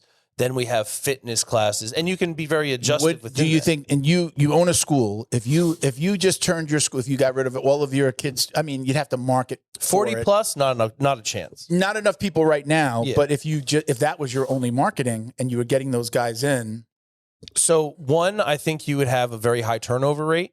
Okay. Because older people tend to get injured a little more. They don't have the time to take proper care of their bodies and this and that. Where at the same time, they have more money typically to afford PT and therapy and get help. But also life. Think about like you as a dad, especially as a dad, you've got hobbies and then things get a little rough. Whose hobbies go first? Yours or the kids? Yours. So because of that, I think you're going to have a way shorter shelf life. But the people that stick with you will stick with you more long-term because they have the ability to really commit to something, financially and time-wise. In my mind, I say there's going to come a point where I would have enough money. Like if it paid for itself, if I could open up a place that paid for itself and it was just for older guys, that's all I want. I want a place like for my own clubhouse kind of and not worry about like the whole business, like it's got to grow and I've got to open other locations and I want a franchise. Check out my idea. Go ahead. Okay. Uh-oh. You get about 1,500 square feet. Now, no, for the kind of gym you're talking about, it's going to be a small gym. Sure. You are not going to need thousands of square feet. 1,200, 1,500. Keep it set. Because realistically, it's going to be hard to find 240 plus guys that want to do this. Right? But my idea was a little more 10th planet. Okay. So 1,500 square feet. The front is a 500 square foot head and glass shop. Okay. And the back 1,000 is a membership only, non-denominational school. Okay. Right. Even not even necessarily. So you're training someplace else, but then you can also come here. You have a head shop, you have a code for members, and it is a matted room, well lit, smoke suckers in the ceiling, a decent stereo system. And that's it. But then that's just like pothead jiu-jitsu. It's just a training room with no particular like affiliation. So you're a black belt and you're coming in on Tuesday and there's 8 people at 6 o'clock and they're like, you're a black belt, you want to show something? Yeah, you lost me at the head shop part of it because then it's just a stoner. So like I'm not much of a partaker these days. Sorry, nerd. I might do like edibles to sleep. Maybe like I take a little bite. Like I literally 10 milligram take Tommy little bites of a. I've told you what I've done. Of course, I could take one little bar and turn it into 8 nights of great sleep. What a wuss. Yeah. So I mean, talk to me when I was in my 20s. A fucking different story. But I'm just not like a wake and baker. I'm not. No. I can't. I'm not a functioning. I honestly think having a place where you can meet up with your buddies that are not in your same team and train. But immediately when you enter the head shop part, it's that's like more for the humor of it. Yeah. Kind of keep it like a speakeasy. Well, keep it a secret. I don't even know what the laws are now, but if it was like fully legal, then then it would be easy to do that because then there's a place for it. Mm-hmm. But I mean, I look, like you kind of said, like combining it with something else, like the guys did with the coffee shop. Mm-hmm. Like who is that? Rob D'Onofrio. Did the coffee shop on one side and the jiu-jitsu on the other side. Looks dope. I think that's incredibly smart. Delray Boxing did it with a full liquor bar. So like behind the liquor bar is the ring. So you can watch the dudes spar if you're a day drinker, but they would also like show fights and host shows at that gym. It was a cool idea. I think again for if you're building a full kids program as well, you start putting Delray Boxing is not doing it. I'm just saying, but that's boxing. That's fantastic boxing. idea. If you're doing, I think that they are 2 separate businesses, without a doubt. So you can literally have the jiu-jitsu open without the coffee shop, the coffee without the jiu-jitsu, and it just worked for him. And I think he mentioned however many hundreds of students he had, like 500 students, and I think that might have been between a couple of different locations, which is great. Yeah, that's the Gracie Tampa crew. Yeah, so I think. Having something, another hook is great.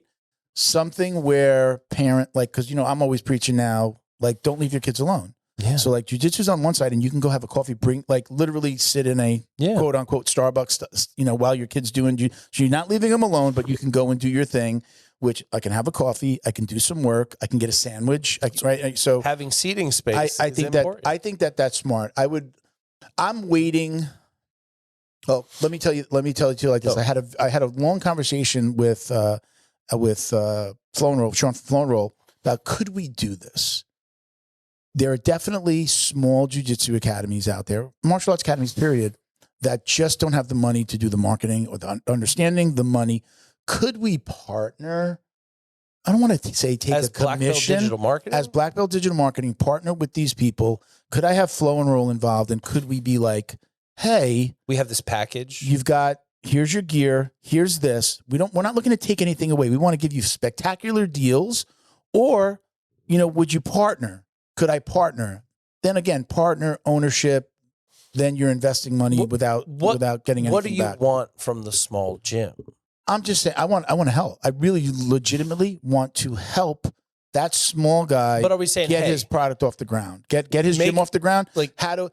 Like, don't put me on the paper. Don't put me on the paperwork. But through our agreement, I will get 5% of profits.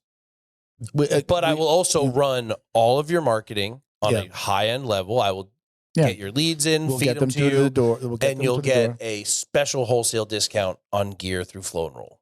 We didn't. We were like, we were trying to figure out how we do that as completely as a way to help gyms. Literally, it was less about us making money and more like, how could we help gyms? Yes, benefit. Kind of like what Sean does with the pre-order program. He doesn't make, I would look he doesn't make any more or less by doing that, but he helps them by getting them through the door. As a startup scaling product.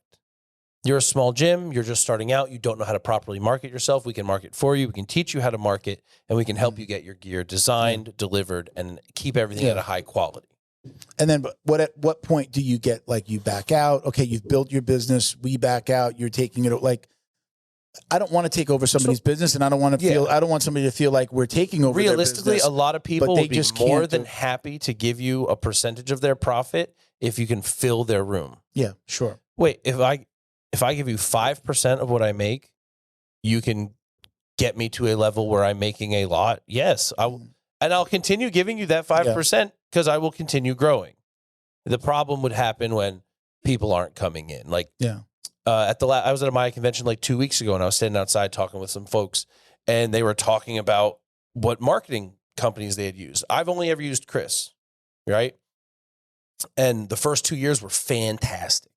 And then I just found this out this weekend. Facebook got sued for how Meta arranged their advertising. And that's why from month 1 to month 2, it went from 100 to 0. Really? Yeah, like I went from 56 You got leads. caught in that transition? It was in August with 56 leads to a September with 8.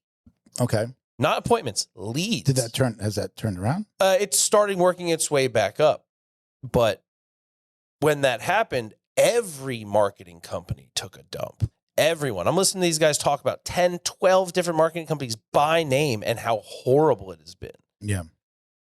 So you have to be able to deliver on it, because a lot of people aren't willing to drop those $1,200, $2,500 a month on no return. Sure. Yeah. That's the hard part. Yeah. And they're heavy on the social media ads there, right? Or do they also do Google ads for you? Or do you get to choose? Do they choose for you? With GrowPro, my people have primarily focused on Meta. I really want to get into Google. It's silly to not go, people looking for exactly what I do. Well, I should make myself easier to find. I call, and I've had this conversation with Chris, so I'm not like disputing her process. We've both said this the same way publicly. It's right. Google is targeted. Yeah. Meta is canvassing. Yeah. I say Google is fishing with a hook.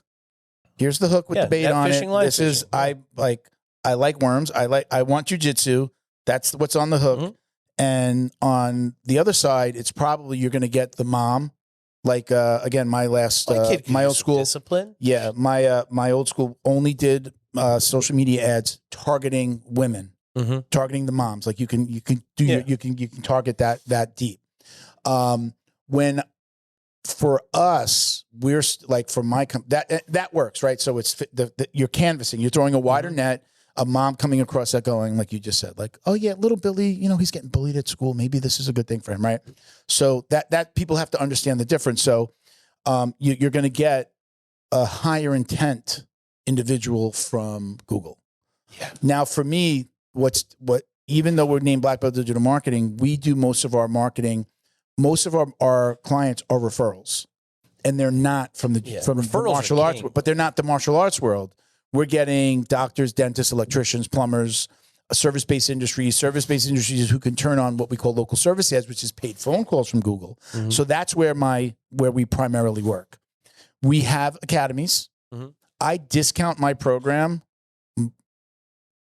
more than 50% for martial arts academies because it's a slower burn to do what we do for them, and the phone calls aren't available for right.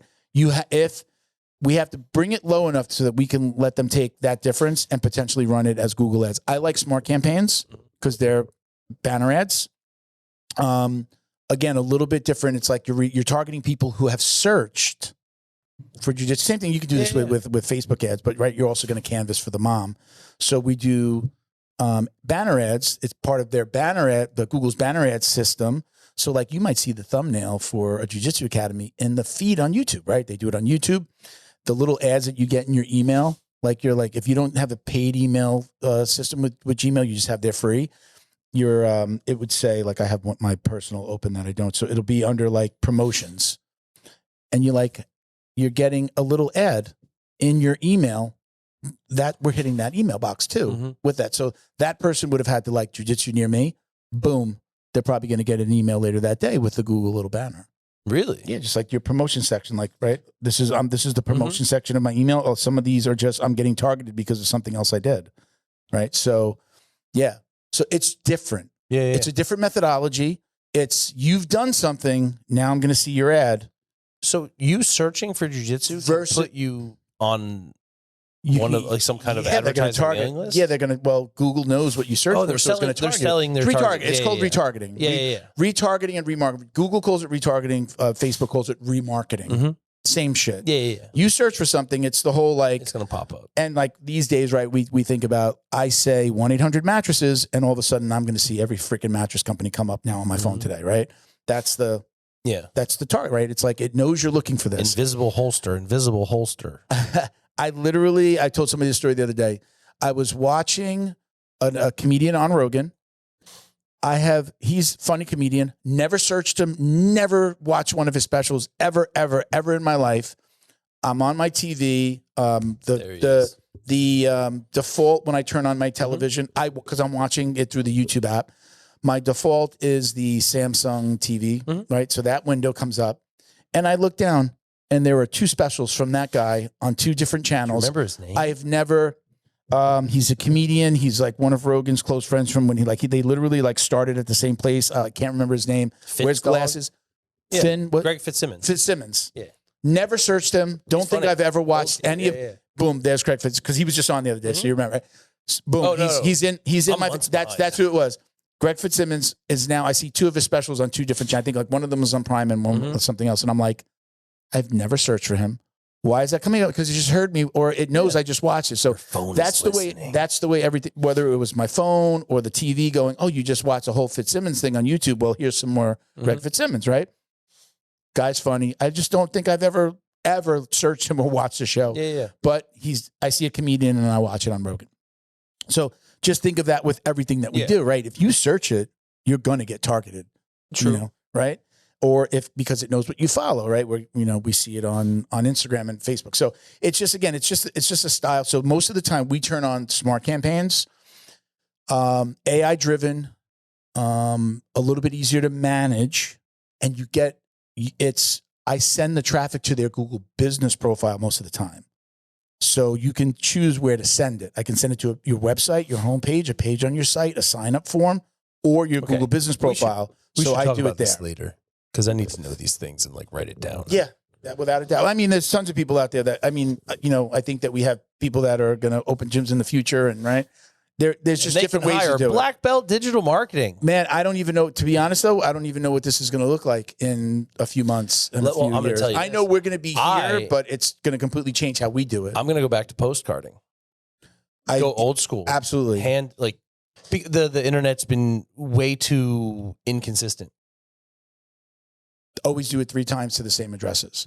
Like people will go, I'm going to send it to this zip code and then this zip code. Like month to month, not day to day. I say every 45 days, send another one to the same addresses. So like do it 3 times if you want that address to be successful for you or that grouping to be successful. First one goes in the garbage. Second one makes it into a drawer on the fridge or the refrigerator. And then the third one, they take action. What do you know That is usually the methodology. What do you know about billboard marketing?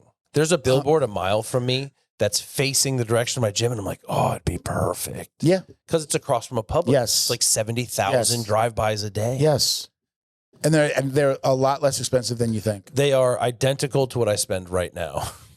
I mean, the thing is, a classic mistake is, well, let me take this money and try something different. Yeah. It's no, build on what you have. Of course. When you have money to add that, think about it. Somebody sees that, then go home and searches, and then sees your targeted ad. Yeah.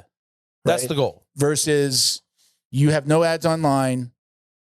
They see that banner. They're like, what was his name? Oh, let me just search Jiu-Jitsu near me. Right now, you're not. Maybe your GBB comes up, but your ad doesn't coming up. Yeah. You want to make sure your ad is coming up. They see you on social. They see that, right? So you got for sure. You add to the classic mistake. I have that happen all the time. Hey, can we shift some of this money over into this thing? And I'm like, well, we're stopping what we built here. Secondary. Yeah, you gotta you build on. Don't add or take away.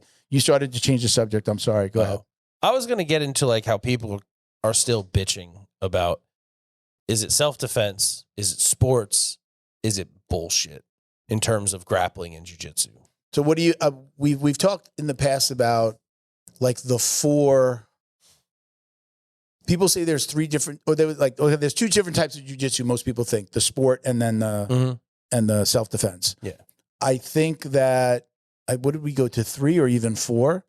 So I think there is the sport, there's the self-defense, and then I'm including, there's this whole new world for law enforcement, which is grappling to get where? To cuffing. Mm-hmm. It's the same jiu-jitsu, but with a different, focus, you're not looking for the submission, you're looking to cuff and weapon retention and restriction. And I don't know, I feel like I might have said there was a 4th one, but I believe there's at least those 3. I can't remember what the 4th one would be like the wushu guys are doing backflip, switch kick. Or we can even there's say definitely a showmanship aspect to jiu-jitsu. We could maybe say like it's the, even with jiu-jitsu, then there's the MMA component. Then there's like, okay, there's sport and there's there's sport, there's self-defense. Are we including MMA in that sport side? Because there's like jiu-jitsu, there's MMA where it includes everything. Yes. But for jiu-jitsu, there are those 3 types. And I think I am very intrigued, and I actually want to do more of it. I'd love to do more, like go to the seminars, the law enforcement seminars. I've been to one, and obviously we've had a ton of people on. I love that. Oh, this is how I could not submit, but grapple to the cuffing position. I would love to do like one of Jay Wadsworth's programs. I mean, maybe not all 40 hours in 4 days or anything. I know it'd be an amazing fucking thing to get certified in, and then you're offering the program. Listen, I don't have enough time in my day. I was just going to say, you have to find somebody in your organization to do it and be like, go get this. I'll pay for it though. Yeah. You go do it and then bring it back. I would love to. I have a bunch of defensive tactics officers in my programs and stuff. And I'm like, you should be doing this anyway. Yeah. Yeah. I mean, even like I have a defensive tactics, a purple belt who does the defensive tactics at the Broward, the college at the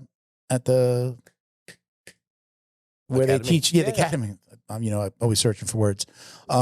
He's literally there. My old gym, there's a guy that trains at my old gym that's in the academy, and we met at the barbershop because I get my hair cut by an old teammate. And he's like, hey, yeah, he trains with me. And I'm like, oh, hey, what's up? And he's like, oh, I'm in the academy. I'm like, oh shit, do you know Anthony? He's like, oh my God, he's my defensive tactics coach. Nice. I'm like, oh, listen, I told him when you're done, when you get out of the academy, I believe he's going to his department. I think it's Margate. I'm like, hey, come on. When you get through the academy, come on with him. You guys come on and, teacher student, come on and we'll chat. And I don't want to, I don't love the school that he goes to, but but he was a good kid. Sometimes the child is punished for the sins of the father. Yeah. Happens all the time. Which brings us to, how do these relate to ethical gym culture or to gym culture in general? If you're going to a self-defense school versus going to a competition-based school versus going to a family school, you're going to get completely different things in just your general day-to-day and how they carry themselves. Like when we look at like the self-defense school, I think way more of like a traditional martial arts gym, a karate school, a taekwondo school, even if it's jiu-jitsu school. But I almost expect to go in well-lit, shopping center, heavy sales off the jump, pay for tests, pay for levels, you went through your second test. Now you got to buy your blue gi. This is going to like all that. I don't love that part of, I don't love that part of the business. Like the trying to figure out how to charge for everything. I don't. I know against what like I know Maya tells like I don't love the contract side of things. I don't do contracts with either of our business or the podcast. Excuse me, the marketing company or Academy Safe. I mean, you're signing up. You want to go. You want to go. What do you like personally, I have a 1 payment cycle notice. If you pay June 1st, you need to leave, move, whatever. Tell us May 1st. No problem. Yeah. I know a lot of places do not do that. Which is like, are you really going to start sending people the collections? You can be the collector, or you can send people the collections. I had a guy in my gym. He quit his old gym 8 months prior. He was with me for 8 months, and then started getting billed by his previous gym. And he called him and goes, "Hey, I expired 8 months ago. I did not renew. Why am I getting billed? Like, you have an active account." And he goes, "I don't. I left." And they're like, "Well, if you want to cancel the account, it'll be 50% of the remaining money." And he's like, "I didn't start the account." But they don't get to just say that and make it happen. But so people many think people that. just go, "Oh shit," and then they go, "Oh, fine." Yeah.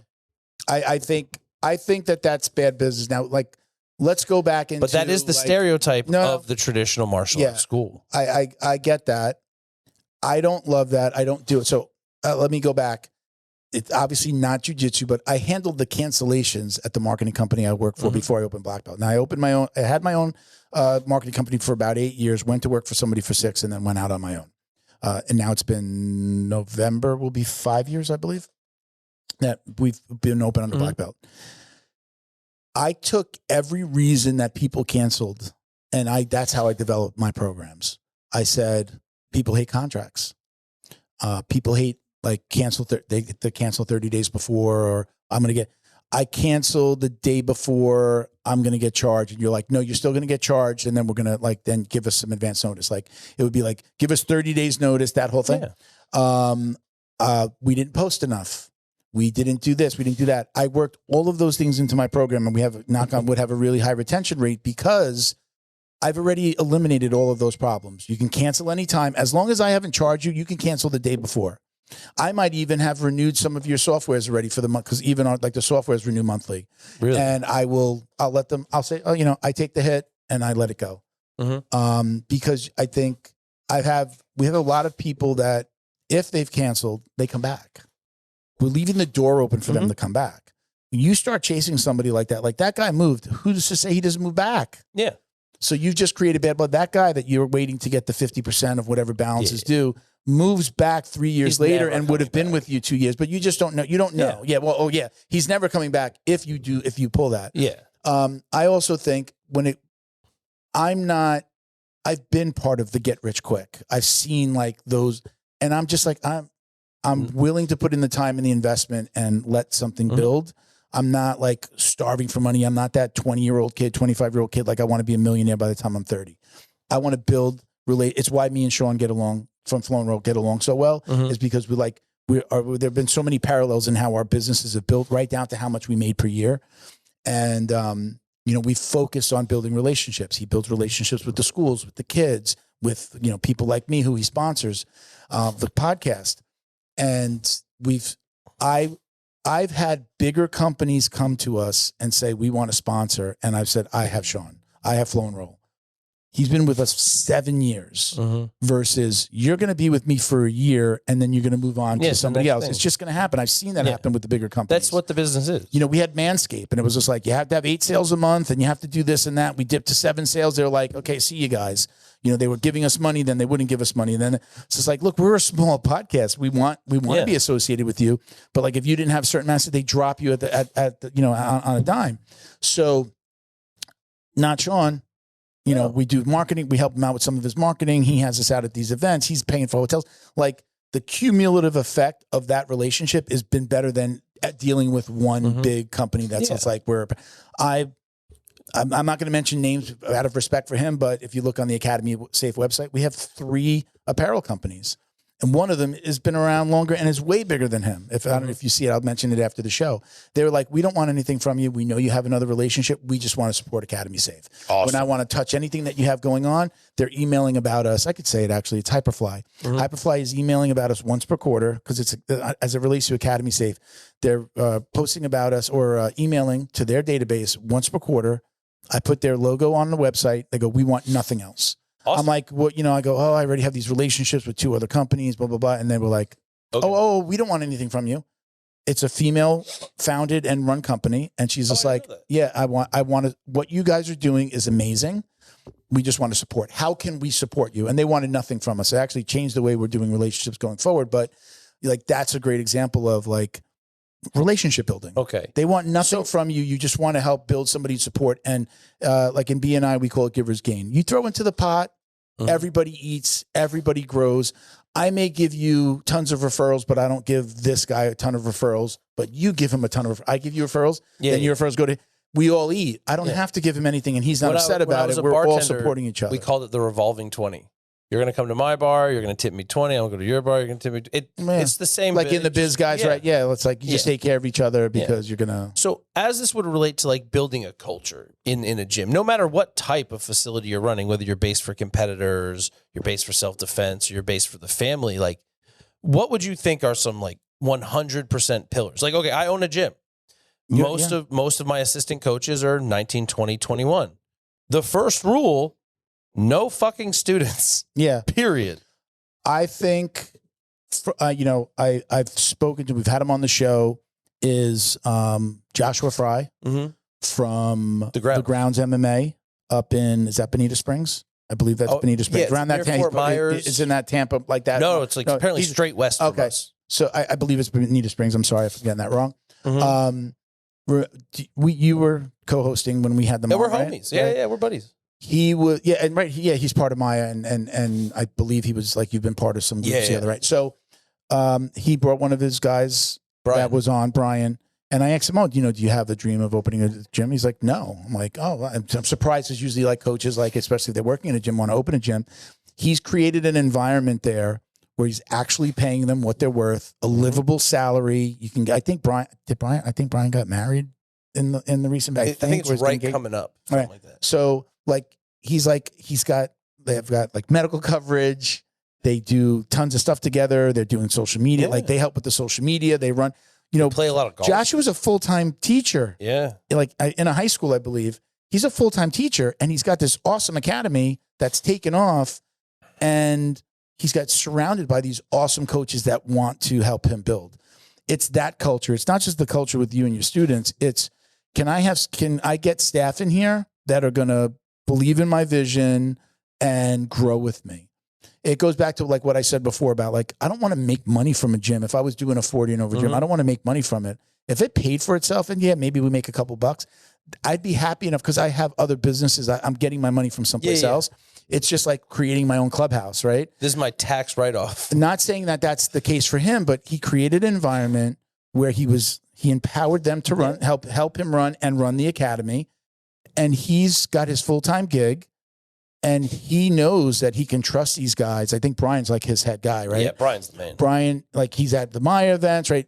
He's learning, but he's invested in it. But I think they have, I'll say what I know they have, which I believe is like at least medical, and he pays them well that they have a way.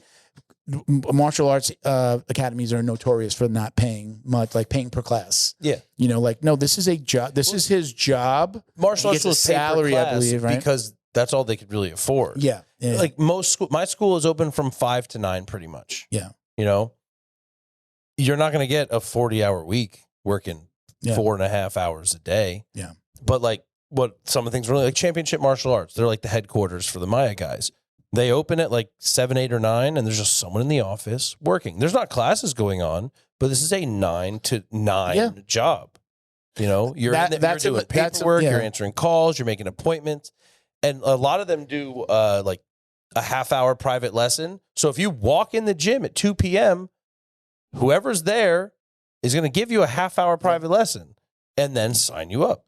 I'll tell you, it's easier for me to say because I know the things not to do. I don't own a gym. I don't run a gym. I advise gyms. I help them with their marketing. But I can tell you the things that the 2 gyms that I went to where the first one closed and then the second one, you know, again, don't fuck your students. That's rule number 1.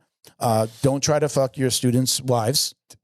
Don't hit on them on social media. Hit you in the head with a bat. So besides that, what I saw done wrong was literally stood in front of me and said, "Yeah, I'm really not worried about the adults class. I'm investing all my time and money into the kids programming."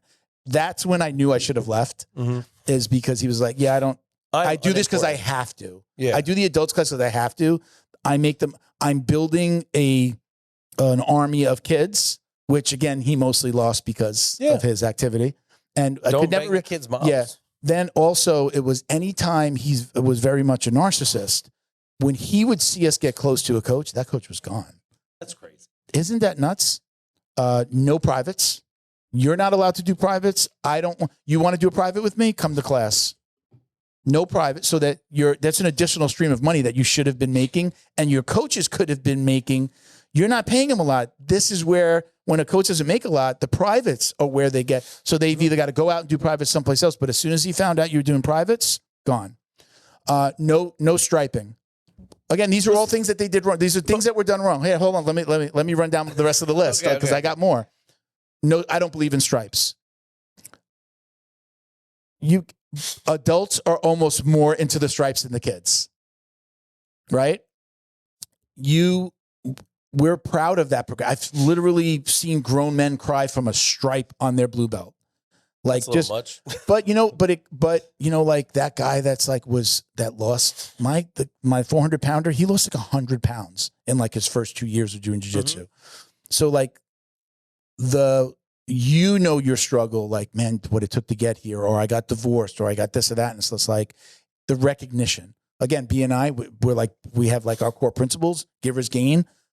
Recognition is one of them. People want recognition. It's in our DNA. You look really good today, Ben. I love that logo. That's so awesome. Hey, look, you came in with your fight tape before, and I was just like, I tapped it. I don't know if you saw it because I was like, look at you with the right? Yeah, I remember. You use the product to hold the product instead together. of like every time you're putting it together, every time you get here and you're taping them together and then it falls apart.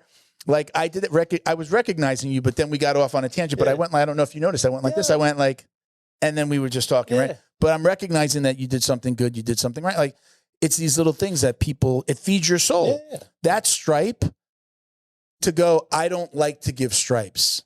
Well, then guess what? Then you don't like to retain your students. Retention is part, especially like you're on a subscription-based model, right? A membership model where they're paying every month. You have to give people a reason to want to pay you for another month. So these were all things that weren't done. Getting close to the coach, not striping, you have to be very, very careful with the traditional approach to martial arts in this country because there are so many, like, I feel like I've never trained at your academy, but I feel like if I spoke while you were showing a move, you'd add to my, like if I joked, you'd add to my joke and then probably tell me, shut the fuck up. But like, we would have a laugh about it. Yeah. It was, shh.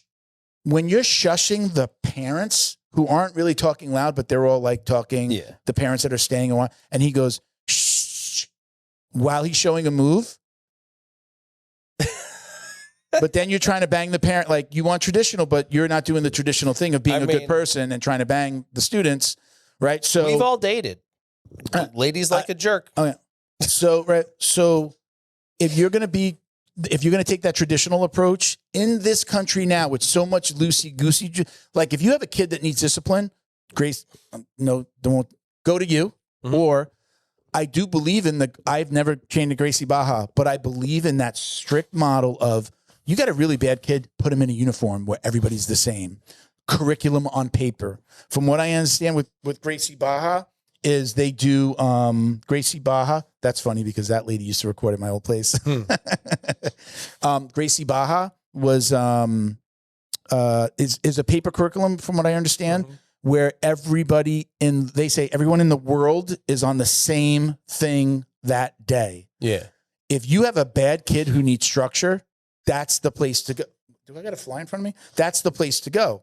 Right. So if you got a kid that's like well-disciplined, like, okay, he could be at a place where it's a little bit like maybe you want to loosen a kid up or he's not good at making friends.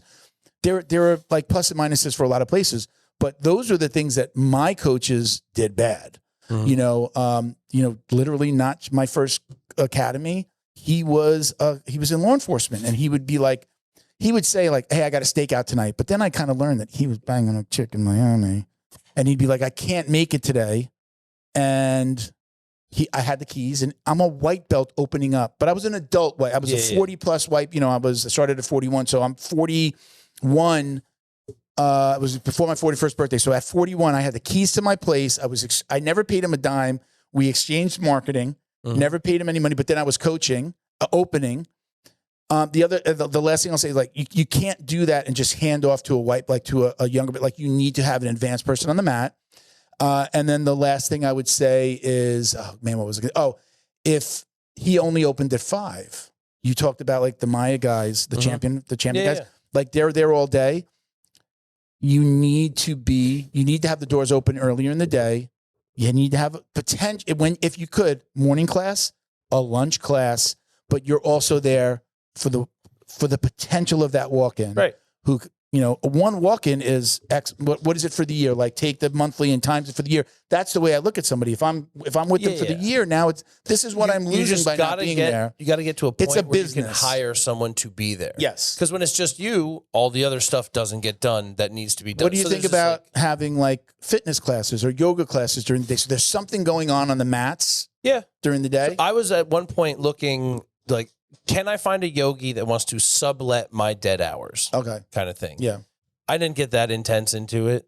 Yeah. Because I was like, how is that going to affect my insurance? Is it my insurance? Is it your insurance? Is it blah, blah, blah, blah? So I just kind of like hire somebody let it go by the side. I mean, you could 1099 them too. Yeah. I just I didn't want to be like, okay, now I have to build a yoga program. Yeah. And advertise. I think like BJJ After 40 is doing that out in it's not Denver. I forget the name. Jewel. They're in Colorado. They did that. They have like more kids-based programs during the day. They're doing yoga. They changed like the format of what it is during the day and even changed the name to the grounds, not the same grounds as Joshua.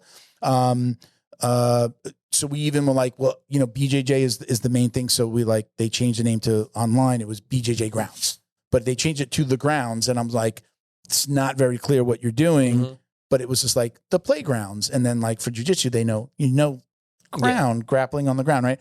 So they did a good job of that and we were helping them with their marketing and they were filling up. So anyway, those were the things that I think were done like wrong. Again, I'd never owned an academy. So you could say, okay, these are the things I've done and I've done them. I've actually taken the whole Christmas in July thing because I know you said it was successful for you and I've been mentioning it to like our gyms that we have as clients. Not a ton, but I said before, like we've cut the cost on it to help them because we want to build that, but we were also doing it so that they have that extra money to then, okay, look, let's take that extra money you're saving and use it for ads. But these are the things that I think that I know from the outside or from the inside looking into the inside, right? Not from the outside looking in, but being a student, I've seen coaches do some really stupid shit. They're their own worst enemy. My old coach he was the worst enemy. He's a great coach and his jiu-jitsu is really good, but he was such an asshole. If he didn't like lesbian women, he would be like he just didn't like them. I don't know. He didn't like them and he would like ignore them so that they would they'd train and he'd sign them up, but then like he'd force them out, especially if it wasn't like a pretty lesbian. I swear to God, he would be like, oh, puppy faces, look at them being like, he had this thing about puppy face, but he did not like when there were like, he didn't like anybody gay, I guess, but like we had lesbian women that signed up, and he would ignore them until they left. He would like, even I remember, actually saying to me, he's just like, yeah, she's not going to be here much longer anyway. And just ignore, like. He sounds awesome. Exactly. This is why he's always like, every year he's got to like rebuild his school, lose students, rebuild it. Like, it's not like a constant increase. And then when I left and I, and I kicked up some dust because of what I found out he was doing, I had it was public enough that people were like, oh shit, and a lot of people left. And it's hard for him to get signed. It's jiu-jitsu community is really small. People find out you go in there, they're like, do you hear about him? Yeah. So like they get signed up little Johnny, but then they meet somebody at a tournament or a friend's like, oh yeah, I got my kid in jiu-jitsu too. Oh, what school you at? Oh, I heard about that school. I heard about him. And like, he can't keep students. So yeah. How many weird DMs have you gotten?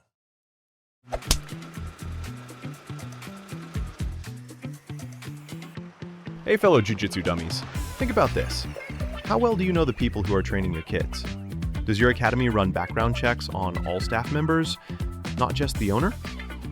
That's why there's Academy Safe. We mandate those checks, plus crucial U.S. Center for Safe Sport certification and concussion training. But we require even more. Our accredited gyms must also have defibrillators on premises, CPR, first aid, and AED certification, security cameras, verification of coach lineage and ranks, and business insurance. Don't guess. No. Demand safety for your family. Find an accredited gym at academysafe.org. Academy Safe, the highest standards in martial arts safety. Special thank you to the crew over at Flow and Roll for all their support. Flow and Roll is renowned for their incredible no-gi rash guards, shorts, and leggings. Flow and Roll has quickly become the premier custom apparel provider for academies big and small throughout the United States. Reach out today to discuss your custom order and ask about their incredible pre-order program. You can send an email to flowandroll@gmail.com or visit their Instagram at flow_n_roll and shoot them a direct message. And yes, they can create an awesome custom gi for your academy as well.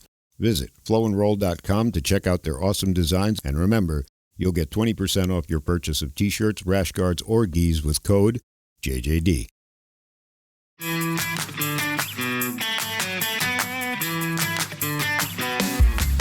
Is your business getting lost online? Black Belt Digital Marketing is a full-service digital marketing agency that helps you get found, get leads, and grow. We specialize in local and website SEO, so your business stands out when customers search. Our website SEO makes sure your site loads fast, ranks high, and stays ahead of AI-driven search, so customers find you first. More visibility, more clicks.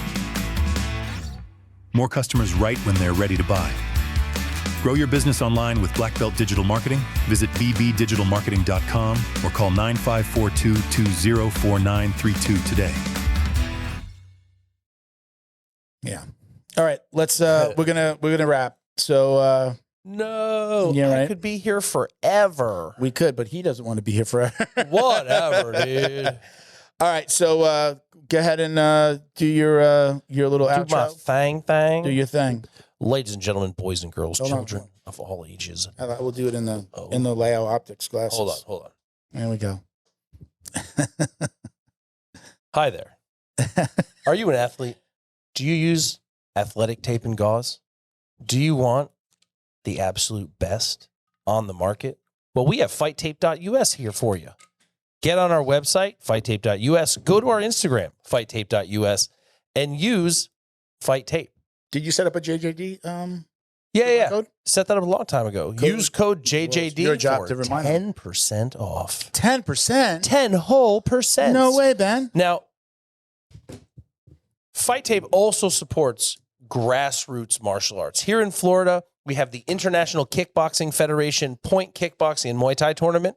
Our next one in South Florida is coming up at the Davie PAL May 17th. This is a no knockout tournament. It's more of a hard spar, right? Mm-hmm. If you've never competed before, this is the perfect intro. It's like point fighting, right? Point fight, yeah. It's not karate where it's like, Kia. Yeah. You are having a kickboxing match at like a sparring intensity. It shouldn't be any harder than the sparring you do at your gym, but you get to do it with people on the outside. Sure. You know, so I've put all my guys into it before they fight full contact, before they get in MMA. You have to do these. Yeah. You got to get you. It's a fight. It's a fun event. It is. It's a fun event. You start with the little guys too, right? Yep. Seeing those little kids in the gloves and the pads, it's freaking adorable. I loved it. Like I've gone out of because I set up for Academy Safe. We're supporters, and I would like go out of my way to watch those fights in the beginning. It's freaking adorable. It really is. You get, it's like jiu-jitsu. Get the occasional cry. Oh man, I lost. And they cry. But it's adorable and very safe. Mm-hmm. I think it's very safe environment. You have really great refs and coaches. We use referee Chris McNochi. You might know him from the UFC. Yeah, PFL. he's everywhere. He's everywhere. Yeah, yeah. And then we use Steven Swearingen. How do you say his last name? McNochi. I've seen it. I trained with his wife. Mm-hmm. She used to train at our They're awesome. gym. Yeah. And then Steven Swearingen. So we have the #1 amateur ref in the state and the #1 pro ref in the state reffing our matches. Yeah, yeah. Literally, like I've seen 100%. Him in I think, was it Bare Knuckle? Did I see? Mm-hmm. He does them all. I mean, he's they're a state ref, right? So they get called in, like they get assigned. Yeah. Both of our referees are passed by the ABC. They're accepted and work for the state athletic commission. They are professional referees. Yeah. Like we don't cut corners. It's like when I see one of the UFC coaches in one championship, all of a sudden I'm like, they don't just work. They don't work for the UFC. They work for the state, or at least they're right. They're licensed by the state, and then the state. If you're in Florida and you're refereeing, you have to be licensed by the Florida State Commission. So but these guys aren't like, when I think about the UFC, they're not UFC employees. No, the refs. So unless they go to a country where there's no commission, or even a state where there's no commission, then the UFC brings them in. Right. Then you're working. But UFC is the commission at that point. And the UFC will go, hey, this guy's commissioned in Vegas, but we're doing a show in Florida, and they'll just be like, hey, go take the Florida test. Okay. And then they can get cleared and stuff. Yeah. Great event. I've been to a couple of them. We missed the last one because I was traveling. I was traveling. You were at IBJJFs. Yes. Really fun event. Thank you very much. Fun. If I would make the suggestion, if you're like, I really want to check, just go watch. Yeah. At least come watch. Yeah. There's food. There's a vendor. There's $20 at the door to get some food. You can get drink. Yeah.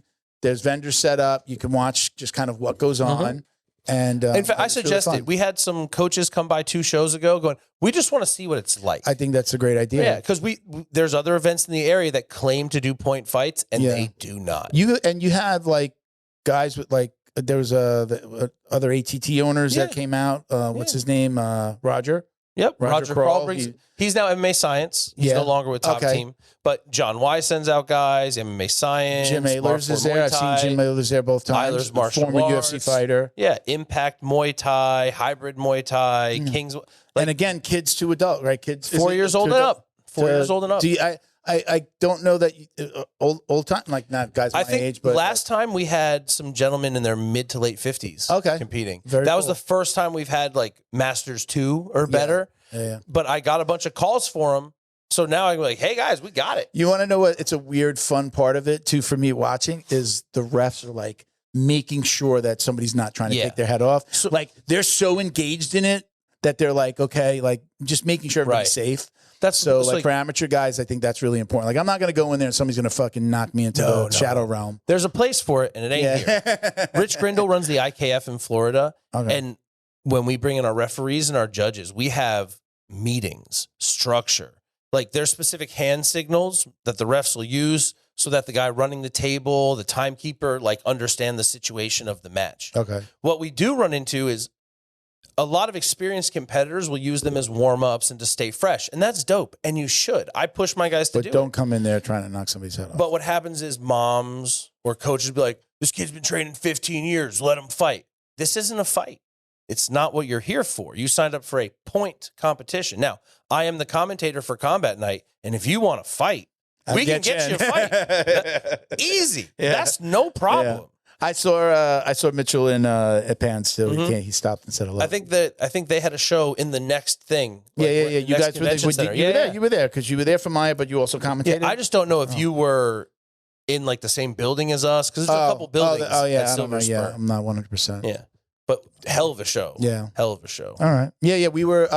We would have been to the left. Okay. We were at the first one. If you're facing. Oh, you're in the big hall. We're in the smaller hall. Yeah. So all right. So let's again. We got to wrap it up. So shout out to Leo Optics. We got our awesome sunglasses.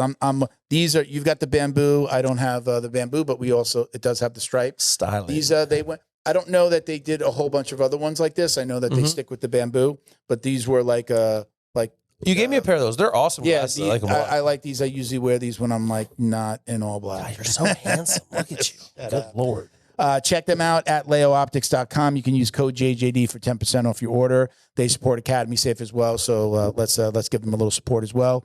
Check us out at Jiu-Jitsu Dummies for all the ways to watch, listen, and support. I don't give out my my personal Instagram anymore. I'm just like building the other stuff. Well, you can check out my Instagram. Too many people wanting to have personal conversations on my personal. You can reach out to me, MMA Coach Ben on Instagram. You can get some awesome, high-quality athletic tape, fighttape.us, and you can train at the absolute best mixed martial arts training facility in Palm Beach, Florida. American Top Team, Palm Beach Gardens. Check out ATTPBG. There you go. You can get me at the Jiu-Jitsu Dummies. I'm usually the guy, I have my team posting sometimes, but I usually do the reels and I'm doing the communication. Now we do get a lot on there. So it's like, I'm not always great with like getting to somebody right away. I, got to, share stuff but, a lot of times like, I want to suggest my coach to be a guest on the show, things like that. I get a lot of that, so I have to like put that into kind of like a bucket and say like I'll get to that when I can get to it. But I also handle the Academy Safe. If you want to chat with me at Jiu-Jitsu Dummies or at Academy Safe, I'm the guy that's going to answer the messages and the questions. Although again, my team helps with posting. So check us out. So that's it. We'll wrap it up. Thank you for watching and listening, everybody. See you later. Love Jiu-Jitsu. Peace.